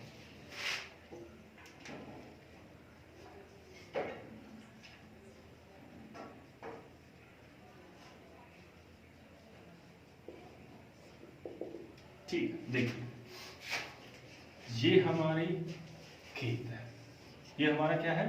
खेत। इसमें हमने ये हमारे गन्ने के पौधे हैं। किसके पौधे हैं बच्चों? ये गन्ने के पौधे हैं, सारे गन्ने के पौधे। अब इनके चारों तरफ ये जो डॉट डॉट है, ये क्या है? सनई के पौधे हैं। किसके पौधे हैं? सनई के। देखिए ये डॉट डॉट किसके पौधे हैं? सनई। और लाइन किसके पौधे हैं? गन्ना। ठीक है। गन्ने के चारों ओर, गन्ने की फसल है, इसके चारों ओर सनई के पौधे लगाना, सनई की फसल लगाना, तो ये क्या कहलाएगा? रक्षक फसल कहलाएगा। क्या कहलाएगा? रक्षक फसल या गार्ड क्रॉप कहलाएगा। अब इसमें क्या है? इसमें जो रक्षा करने वाली फसल है वो सनई है, क्योंकि जो बाहर होगी वही तो रक्षा करेगी। रक्षा करने वाली फसल सनई है, और जिसकी रक्षा हो रही है वो फसल कौन सी है? गन्ना है। मतलब गन्ने को बचा रही है सनई की फसल। गन्ने को कौन सी फसल बचा रही है बच्चों? सनई की फसल बचा रही है। इसलिए गन्ने के चारों ओर सनई की फसल उगाना गार्ड क्रॉप कहलाता है, रक्षक फसल कहलाता है। तो रक्षक फसल के रूप में हम गन्ने में सनई का उपयोग ले सकते हैं। एग्जाम्पल लिख लो आप। गन्ने की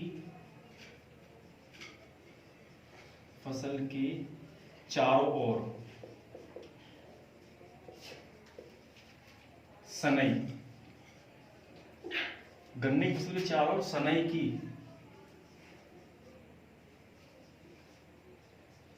फसल लगाना क्या कहलाएगा? गार्ड क्रॉप कहलाएगा, रक्षक फसल कहलाएगा, है ना।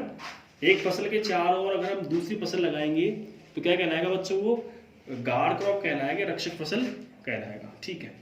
अब नंबर 4 पे आता है, वो आता है सहायक या वृद्धि कारक फसलें। सहायक फसलें या वृद्धि कारक फसलें। इसमें ये चीज देखी जाती है कि हमने जो एक फसल की बुआई की है, एक फसल की हमने बुआई की है, तो दूसरी फसल की जो हमारी पहली जो एक फसल है, वो एक फसल दूसरी फसल को सपोर्ट करेगी, दूसरी फसल को हेल्प करेगी, दूसरी फसल को कोऑपरेट करेगी। जैसे मान लीजिए हमने बरसीम के साथ सरसों की बुआई कर दी। किसके साथ? बरसीम के साथ सरसों की बुआई कर दी। तो चूंकि हम जानते हैं कि बरसीम की पहली कटाई के समय, बरसीम छोटी होती है, तो उस समय सरसों की वृद्धि अच्छी हो जाती है। सरसों की वृद्धि क्या होती है बच्चों? अच्छी हो जाती है। और जो चारे की जो मात्रा होती है वो हमको बरसीम से पहली कटाई में मिल जाती है। चारे की जो मात्रा होती है वो हमको पहली कटाई में ही मिल जाती है। तो यहाँ पे क्या है? बरसीम हेल्प कर रही है किसको? सरसों को। किसको कर रही है बच्चों? सरसों को। देखिए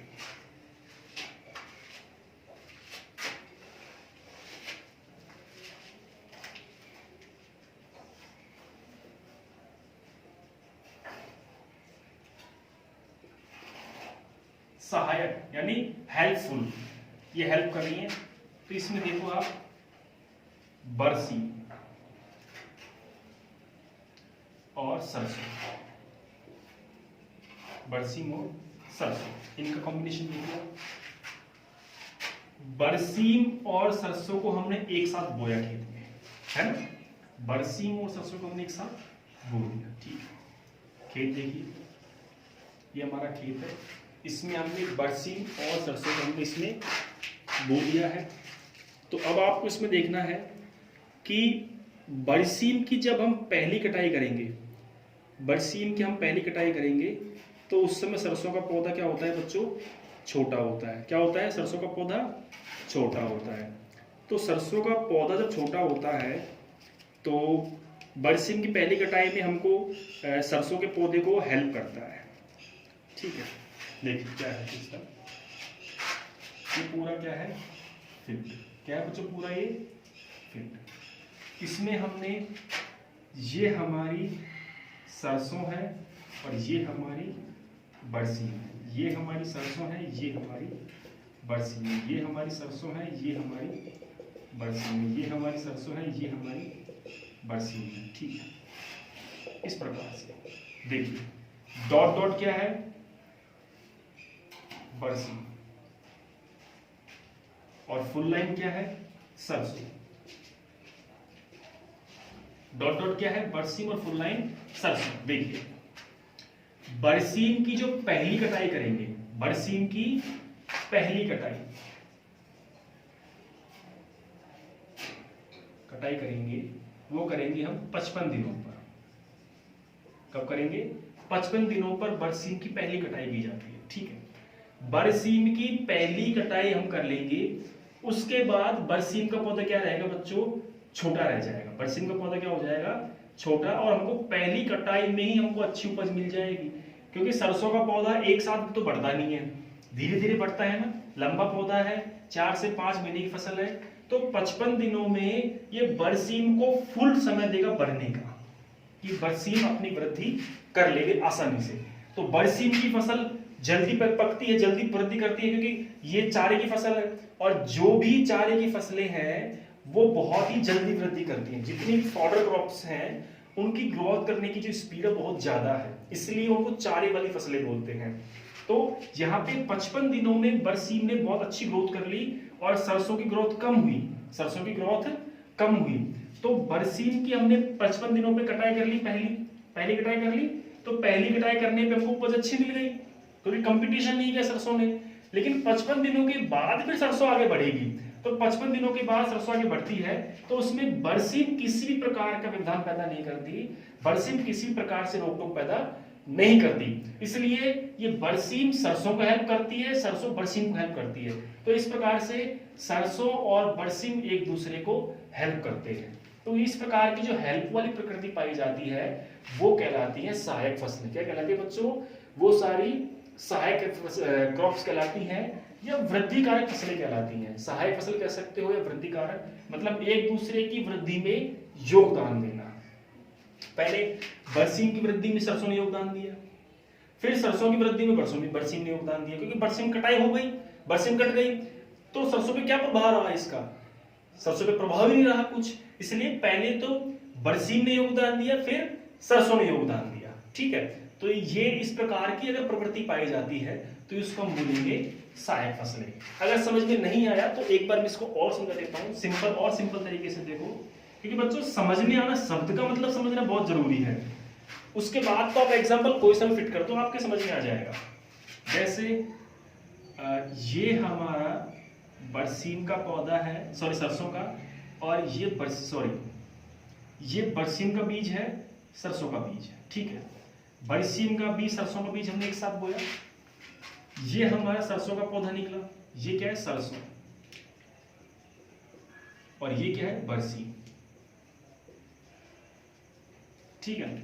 ये सरसों का बीज है, ये बरसीम का बीज है, दोनों में अंकुरण हुआ, जड़ निकली, ऊपर बड़े पौधे, ग्रोथ की।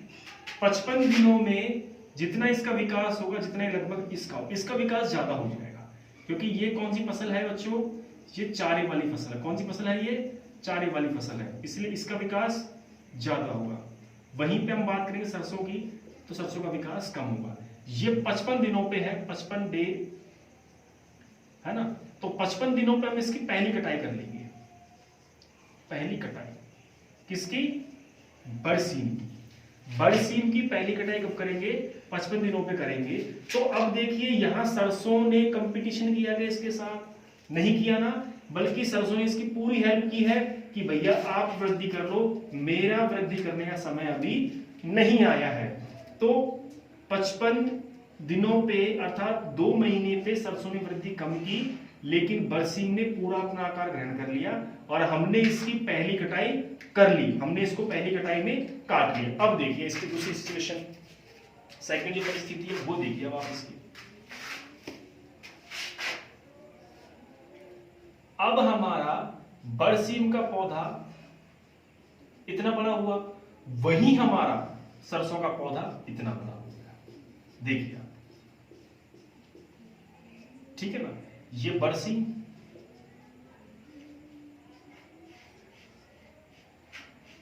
ये हमारा बरसीम और ये हमारा सरसों।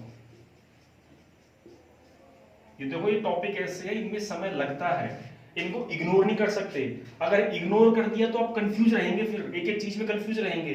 और कंफ्यूजन क्लियर करना बहुत जरूरी है, क्योंकि जब फसलें चलेंगी ना, फसलों वाला चैप्टर चलेगा, तो वहां पे ये बहुत समस्या पैदा करेगी ये चीज। तो इसको अभी यहीं पे क्लियर कर लो आप। तो पहले क्या हुआ? 55 दिनों पे, 55 दिनों पे बरसीम ने वृद्धि कर ली, सरसों ने इसको पूरी हेल्प की, सरसों की वृद्धि कम हुई। तो बरसीम की हमने पहली कटाई कर ली आराम से, ठीक है, तो हमको उपज मिल गई, बरसीम की अच्छी उपज मिल गई पहली कटाई पे। उसके बाद बचे दिनों में सरसों ने वृद्धि की, सरसों ने पूरी वृद्धि कर ली, बरसीम ने वृद्धि कम की। तो बरसीम ने पूरा समय दिया सरसों को, दिया कि नहीं दिया बताओ, कि अब तुम वृद्धि कर लो। तो सरसों ने वृद्धि कर ली। अब इन दोनों में कोई कंपटीशन मिला क्या? किसी भी प्रकार का कोई कंपटीशन नहीं है, बल्कि एक दूसरे की हेल्प कर रहे हैं। जहां पे 55 दिनों पे सरसों छोटी थी, वहां बरसीम पूरी बड़ी हो गई, हमने काट लिया। उसके बाद बरसीम ने थोड़ी वृद्धि की, जैसे मान लीजिए ये आने वाले 40 दिनों में इतनी बड़ी हुई, वही सरसों 40 दिनों में इतनी बड़ी हो गई।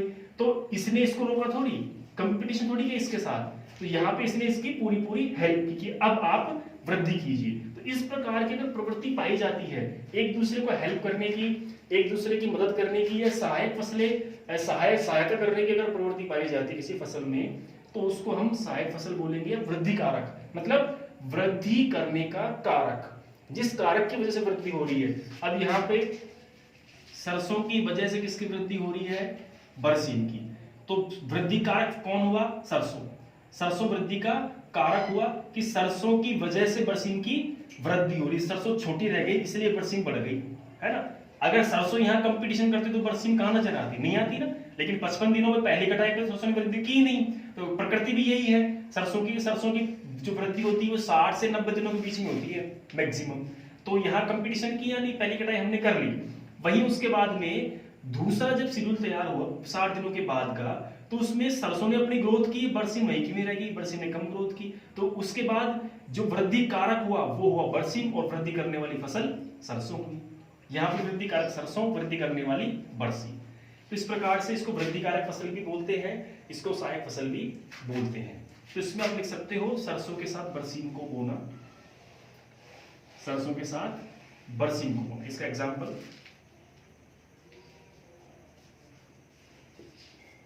सरसों के साथ बरसीम, बरसीम को बोना, ठीक है। इसका आप एग्जांपल लिख सकते हैं, ये एग्जांपल भी अच्छा है, ठीक है। तो ये इसके कुछ पार्ट्स थे, इसको कुछ भागों में विभाजित किया गया था, तो वो हमने भाग इसके पढ़ लिए हैं, ठीक है। अब हम पढ़ेंगे कुछ इसके कुछ प्रकार हैं, ठीक है। जो हमारी मिक्स क्रॉपिंग है ये कई प्रकार से हम ले सकते हैं। तो मिक्स क्रॉपिंग में जैसे single cropping, double cropping, triple cropping, है ना। तो वो चीजें हैं, आप देख लेते हैं, एक बार हम उसको पढ़ लेते हैं। मिक्स क्रॉपिंग के कितने प्रकार है, मिक्स क्रॉपिंग कितने प्रकार की होती है। यहाँ पे तो हमने आपको बता दिया कि मिक्स क्रॉपिंग की तरह हम और फसलें भी ले सकते हैं, जैसे सहचर फसलें, ठीक है, रक्षक फसलें या सहायक फसलें। अब मिक्स क्रॉपिंग में मिक्स क्रॉपिंग के प्रकार हम पढ़ेंगे तो वहाँ पे हम देखेंगे कि सिंगल मिक्स क्रॉपिंग, डबल और ट्रिपल। ठीक है, सिंगल में होता है कि एक वर्ष में केवल एक ही फसल उगाना, सिंगल क्रॉपिंग हो गया। डबल, एक वर्ष में एक खेत में केवल दो फसलें उगाना, डबल। और मल्टी या बहुशस्य इसमें होता है एक खेत में एक वर्ष में लगातार तीन या इससे अधिक फसलें उगाना, तो वो बहुशस्य हो जाएगा, बहु क्रॉपिंग हो जाएगा, मल्टी क्रॉपिंग हो जाएगा। ठीक है, तो लिखिए आप इन चीज़ों को।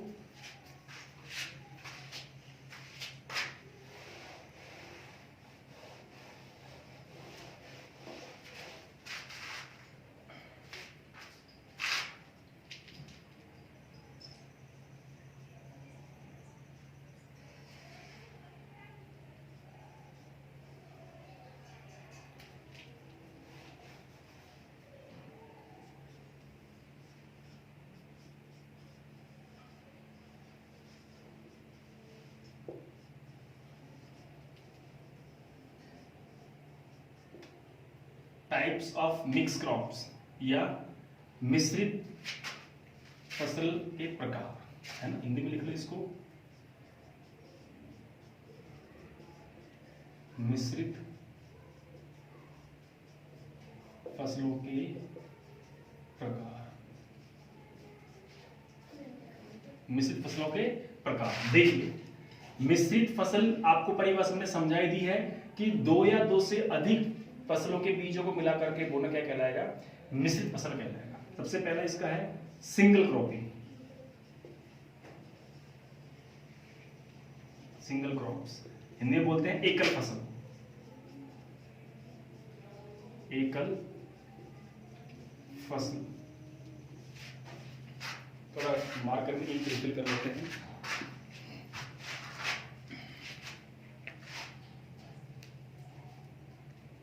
पहला है हमारा सिंगल क्रॉप, इसको क्या बोलते हैं, एकल फसल भी इसको हम बोलते हैं। नेक्स्ट, अब सिंगल क्रॉप में क्या आएगा, सिंगल क्रॉप का मतलब है कि एक वर्ष में एक ही खेत में, एक वर्ष में एक ही खेत में एक फसल बोना,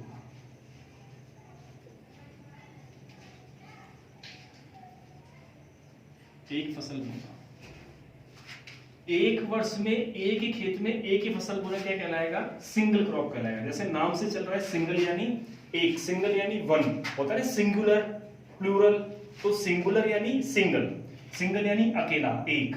तो एक ही वर्ष में एक खेत में केवल एक ही फसल बोना, एक वर्ष में एक खेत में केवल एक ही फसल बोना, या एक वर्ष में केवल एक ही फसल बोना, ये भी कह सकते हो आप। एक वर्ष में केवल एक ही फसल बोना तो क्या कहलाएगा, एकल फसल कहलाएगा, सिंगल क्रॉपिंग कहलाएगा। दूसरा आता है डबल क्रॉपिंग।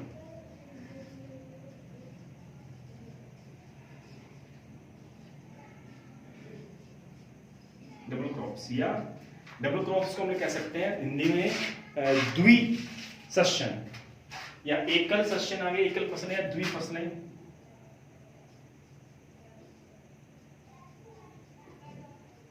द्विफसलें या द्विसस्यन,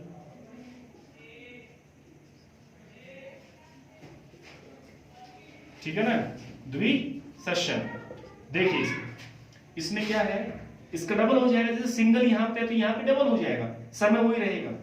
एक वर्ष में एक खेत में, एक वर्ष में एक खेत में दो फसलें बोना, दो फसलें बोना, तो ये क्या हो गया, डबल क्रॉपिंग हो गया। हुआ कि नहीं हुआ, यहाँ पे तो एक वर्ष में एक खेत में केवल एक ही फसल हम बो रहे हैं तो सिंगल, यहाँ पे एक वर्ष में एक खेत में दो फसलें बो रहे हैं तो डबल। कितनी बो रहे हैं, दो, तो क्या हो गया, डबल क्रॉपिंग। अब इसमें तीसरा पॉइंट आ रहा है, वो ये है कि बहुफसलें,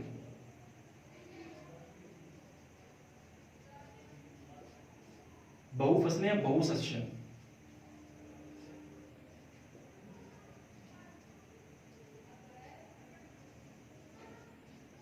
इसमें क्या आएगा, सेम इसी का अगला रूप, वही एक वर्ष एक वर्ष एक खेत लेकिन 3 से अधिक फसलें, 3 से अधिक फसलें बोना, यह हमारा आ गया बहुशस्यन आ गया। सिंगल क्रॉपिंग में एक वर्ष में एक खेत में एक फसल, सिंगल क्रॉपिंग। डबल क्रॉपिंग में एक वर्ष में एक खेत में डबल क्रॉप, डबल क्रॉपिंग। और बहु क्रॉपिंग में एक वर्ष में एक खेत में 3 से अधिक फसलें बोना, ये बहुफसस्यन आ जाएगा। तो इसके प्रकार है, एक दो और है इसका, वो लिख लीजिए आप। एक होता है रिले क्रॉपिंग, एक होता है कौन सा, रिले क्रॉपिंग। तो रिले क्रॉपिंग मतलब ये होता है कि पहली फसल की कटाई से कुछ सप्ताह, एक फसल की कटाई से कुछ सप्ताह पूर्व दूसरी फसल बो देना, या पहली फसल की कटाई से कुछ सप्ताह पूर्व, कुछ दिनों पूर्व दूसरी फसल बो देना, क्या कहलाएगा, रिले क्रॉपिंग कहलाएगा। जैसे अगर हम आलू की कटाई से पहले तरबूज बो देंगे तो क्या कहलाएगा, रिले क्रॉपिंग कहलाएगा। ठीक है, नंबर 4 पे आएगा वो।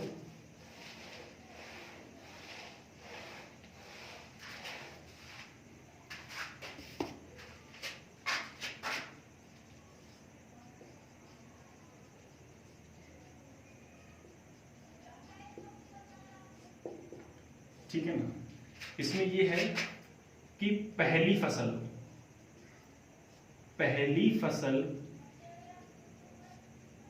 की कटाई से पूर्व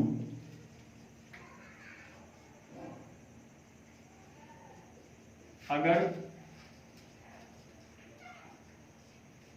दूसरी फसल, पहली फसल से कटाई से पूर्व दूसरी फसल को बोना,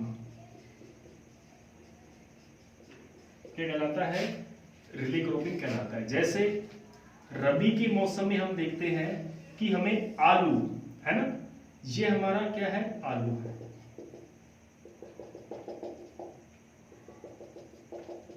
ठीक है, तो आलू ये क्या है, आलू कौन से मौसम की है, रबी। ठीक है, रबी के मौसम की फसल कटने से पहले, अब इसके बाद मौसम कौन सा आएगा, रबी के बाद जायद आता है ना, पहले खरीफ उसके बाद रबी उसके बाद जायद। तो आलू की फसल काटने से पहले इसके बीच में अगर हम, आलू की फसल काटने से पहले अगर बीच में हम कौन सी फसल बो दें, तरबूज या खरबूजे की फसल बो दें या लौकी की फसल बो दें, तो वो क्या कहलाएगा, रिले क्रॉपिंग कहलाएगा। तो आलू की फसल कटाई से पहले, फसल काटने से पहले अगर हम तरबूज, खरबूजा, अगर इसके अलावा और कोई फसल बो देते हैं तो वो क्या कहलाएगा बच्चों, वो आपका रिले क्रॉपिंग कहलाएगा, वो रिले क्रॉपिंग के अंतर्गत आएगा। यानी पहली फसल की कटाई से पूर्व दूसरी फसल को बोना ही रिले क्रॉपिंग कहलाता है। अब इसका आता है दूसरा अलग एक और पहलू, वो ये है कि जब 2 या 2 से अधिक फसलें होती जब हैं और उनको हम एक ही खेती में उगाते हैं और उनकी हाइट अगर अलग अलग होती है तो उसको हम बहुमंजिलिया फसल भी कह सकते हैं, बहुमंजिली फसल भी कह सकते हैं। जिनकी हाइट अलग अलग होती है तो उसे हम कह सकते हैं। बाकी आपके चीज़ें काम की यही हैं, आप इनको ही पढ़िए, आप इनको ही ध्यान में रखिए। तो अब मैं आपको कुछ मिक्स क्रॉपिंग के कुछ एग्जाम्पल देना चाहूँगा जो आपके एग्जाम की दृष्टि से बहुत ज़्यादा इम्पोर्टेंट है। ठीक है, तो वो आपको ध्यान में रखना है कि इस प्रकार के भी प्रश्न कभी कभी एग्जाम में पूछ लिए जाते हैं। तो अगर इस प्रकार के प्रश्न आए तो आपको इन चीज़ों का विशेष ध्यान रखना है कि गलत नहीं करना क्वेश्चन। ठीक है, तो एग्जाम में लिखिए आप, कुछ उदाहरण लिखिए आप मिक्स क्रॉपिंग के कुछ एग्जाम्पल कि खाद्यान्न प्लस फलीदार फसलें,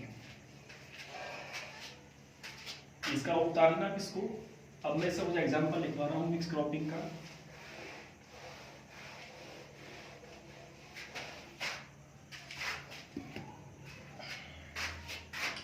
नंबर 1 पे है ना, उदाहरण मिक्स क्रॉपिंग के कुछ उदाहरण है, एग्जाम्पल है। नंबर 1 पे खाद्यान्न, खाद्यान्न प्लस फलीदार,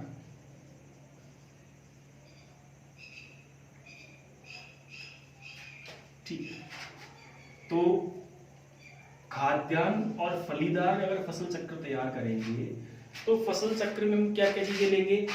खाद्यान्न वाली फसलें, मतलब जो भी जिनसे अन्न बनता है, जैसे बाजरा, ठीक है, गेहूं, खाद्यान्न तो है गेहूं भी, ठीक है। तो इनके साथ अगर हम दलहनी फसलें उगाएंगे जैसे मूंग, उड़द, ठीक है, चौला, है ना, तो ये सारी फसलें किस में आएंगी? खाद्यान्न प्लस फलीदार में आएंगी। खाद्यान्न प्लस फलीदार का एग्जाम्पल लेंगे हम, इसके उदाहरण में देखो बाजरा। तो बच्चों बाजरा क्या है? हमारा खाद्यान्न है ना, खाद्यान्न है ना बाजरा। प्लस इसके साथ अगर हम उगाते हैं उड़द, क्या उगाते हैं? उड़द, क्योंकि दोनों खरीफ की फसल है, तो उड़द उगाएंगे तो ये क्या हो गया हमारा? दलहन। बताओ हुआ कि नहीं हुआ उड़द दलहन? इसी के हिसाब से चल रहे हैं ना, पॉइंट के हिसाब से। हम पहला पॉइंट क्या कह रहा है? खाद्यान्न प्लस फलीदार। एग्जाम्पल क्या हुआ? बाजरा प्लस उड़द। ये एग्जाम्पल भी आ सकता है। उड़द के अलावा मूंग भी आ जाए तो मूंग भी सही है, ठीक है ना। तो ये भी फसल चक्र है। गेहूं के बाद गेहूं प्लस चना, गेहूं प्लस चना, ये भी सही एग्जाम्पल है। गेहूं क्या है? खाद्यान्न। चना क्या है? दलहन। चना क्या है? लेग्यूम्स। लेकिन देखिए, फसल चक्र और मिश्रित फसल, इनमें फर्क केवल एक ही है। फसल चक्र में एक फसल के बाद दूसरी फसल बोते हैं। जैसे मैंने आपको बताया था चक्र, यानी पहली फसल का कार्यकाल पूरा होगा, उसके बाद दूसरी फसल बोई जाएगी। यहां मिश्रित फसल में ऐसा नहीं है। यहां हम एक फसल के साथ दूसरी फसल बो रहे हैं। अगर प्लस का चिन्ह आए, चिन्ह अगर प्लस का है मतलब दोनों फसलें साथ उग रही हैं, और चिन्ह अगर डैश का आए तो इसका मतलब ये है कि एक फसल के बाद दूसरी फसल उग रही है। चिन्ह अगर डैश का आए मतलब पहले एक फसल उसके बाद दूसरी फसल। लेकिन कभी कभी साथ के लिए भी आ जाता है, जैसे गेहूं और चना, गेहूं चना, ठीक है। तो यहां पे इसका मतलब क्या होता है कि दोनों साथ में है। लेकिन सामान्यतः प्लस का चिन्ह जो होता है, इसका मतलब यही होता है कि दोनों फसलें साथ में उग रही हैं, साथ में अपना जीवन यापन कर रही हैं। तो एक एग्जांपल तो ये हो गया कि खाद्यान्न प्लस फलीदार फसलें बोना। दूसरा हमारे सामने एग्जांपल आ रहा है कि खाद्यान्न प्लस बिना फलीदार फसलें बोना। फसल चक्र ये भी तो हो सकता है, सॉरी मिश्रित फसलें ये भी तो हो सकती हैं। जरूर थोड़ी है कि हम फलीदार फसलें ही बोएं। मान लीजिए हमारे पास दलहन की व्यवस्था नहीं है, हमारे पास दाल हम नहीं ले सकते, सुटेबल नहीं है हमारे यहाँ दाल, तो हम दूसरी फसल भी तो मिक्स में उगा सकते हैं। मिक्स क्रॉपिंग में हम और फसल भी उगा सकते हैं। कोई सा भी सिद्धांत फॉलो करें लेकिन हम फसल उगा सकते हैं, ठीक है। तो पहला एग्जांपल तो ये हो गया, इसको उतार लीजिए ऐसे कैसे यार, खाद्यान्न में बाजरा प्लस उड़द। तो बाजरा खाद्यान्न की फसल है और उड़द दलहन की फसल है, इसलिए खाद्यान्न और दलहन आ गया। गेहूं खाद्यान्न और चना दलहन, तो ये भी खाद्यान्न प्लस दलहन आ गया। अब दूसरा हमारा एग्जांपल, दूसरा जो हमारा पॉइंट है वो ये है कि खाद्यान्न प्लस एदलहन। दूसरा हमारा है खाद्यान्न प्लस एदलहन, एदलहन या बिना फलीदार, बिना फलीदार, ठीक है। ये दूसरा पॉइंट है। देखिए इसमें आप ये कह सकते हैं खाद्यान्न प्लस खाद्यान्न, ये भी कह सकते हैं, मतलब फली नहीं आए। इसके अलावा कोई सा भी आ जाए, खाद्यान्न प्लस खाद्यान्न या तिलहन,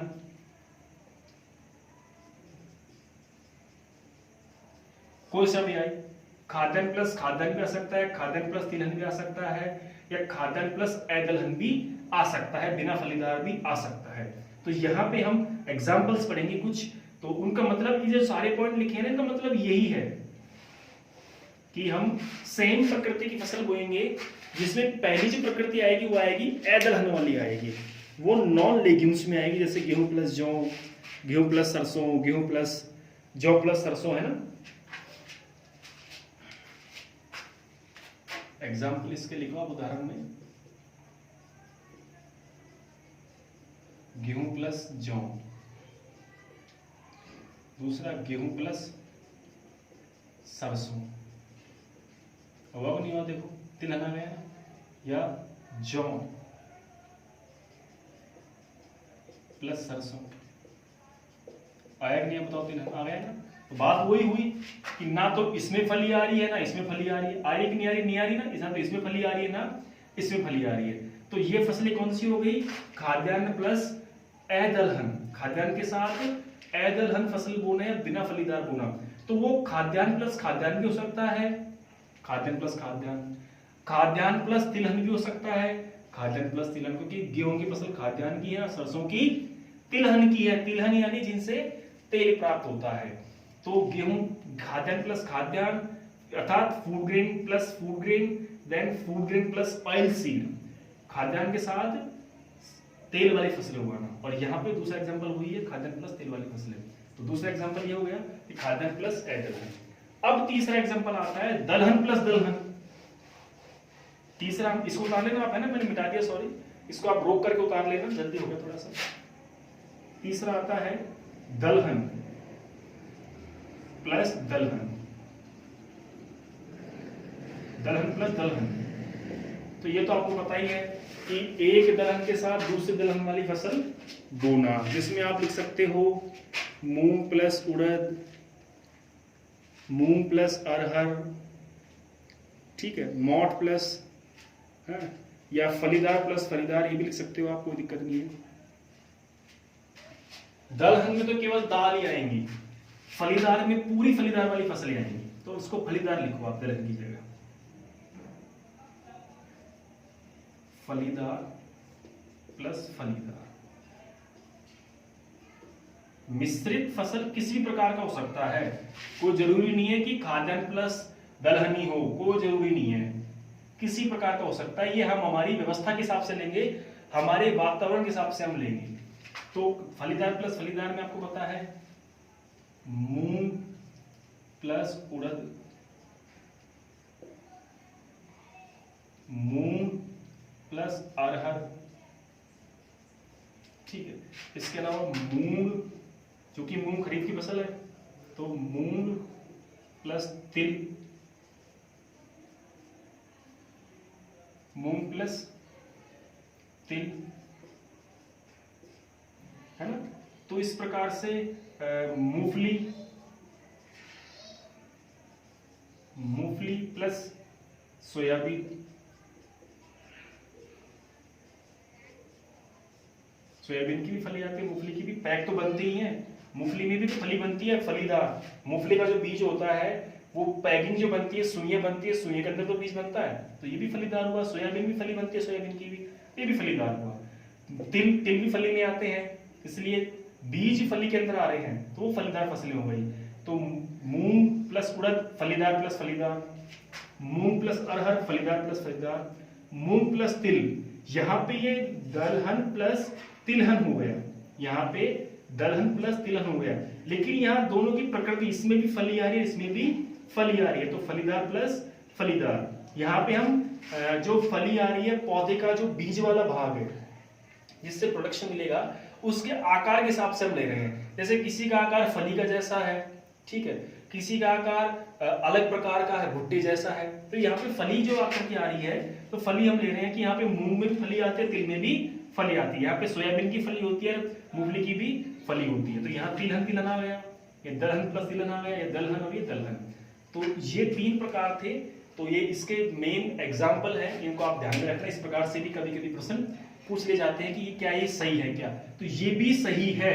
आप ये मत समझना कि मूंग के साथ बाजरा क्यों नहीं आया, गलत है ये तो, क्योंकि एक दलहन तो एक ए-दलहन, कोई गलत नहीं है, ये भी सही हो सकता है। क्योंकि पहली लाइन में लिखा हुआ है मिश्रित फसल जो होती है, मिश्रित फसल में ये चीज देखी जाती है कि मौसम और मिट्टी, मौसम और मिट्टी के अनुरूप ही मिश्रित फसल का पैराग्राफ या चार्ट हम तैयार करेंगे। तो मौसम अगर हमारे मूंग का है तो हम उसमें मूंग के साथ बाजरा क्यों उगाएंगे? हम तो उड़द उगाएंगे, हम तो नहीं उगा रहे मूंग, हम तो बाजरा नहीं उगाएंगे, हम तो बाजरा नहीं उगा रहे तो हम उड़द उगा सकते हैं उसके साथ। हमको तो उड़द ही उगानी है तो हम उड़द भी ले सकते हैं। हाँ, जो आप लोग देख रहे हैं वो आता है, वो जो क्रम आता है कि दलहनी के बाद एदलहनी, वो आता है फसल चक्र में। किसमें आता है वो? फसल चक्र में। फसल चक्र में आप जाएंगे तो वहां फिर आएगा कि मूंग के बाद गेहूं, मूंग दलहनी है और गेहूं एदलहनी है।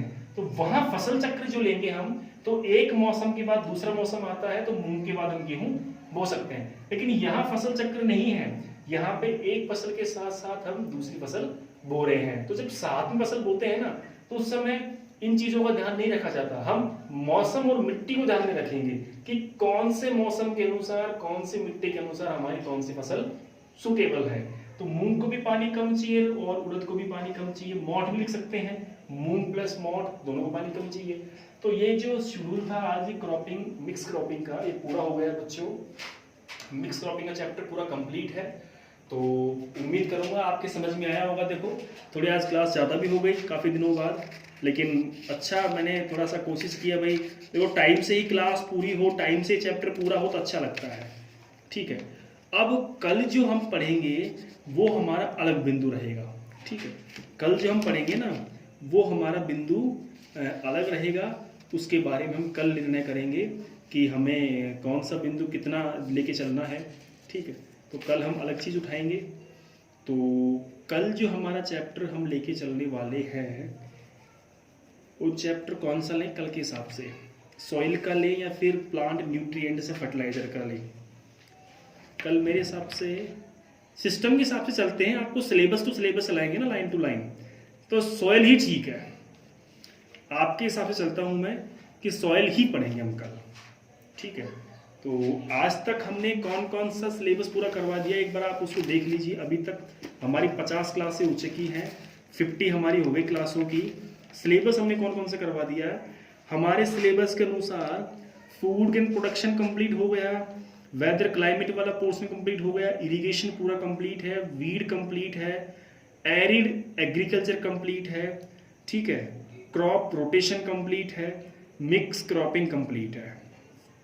ठीक है, अब हम पढ़ेंगे सॉइल।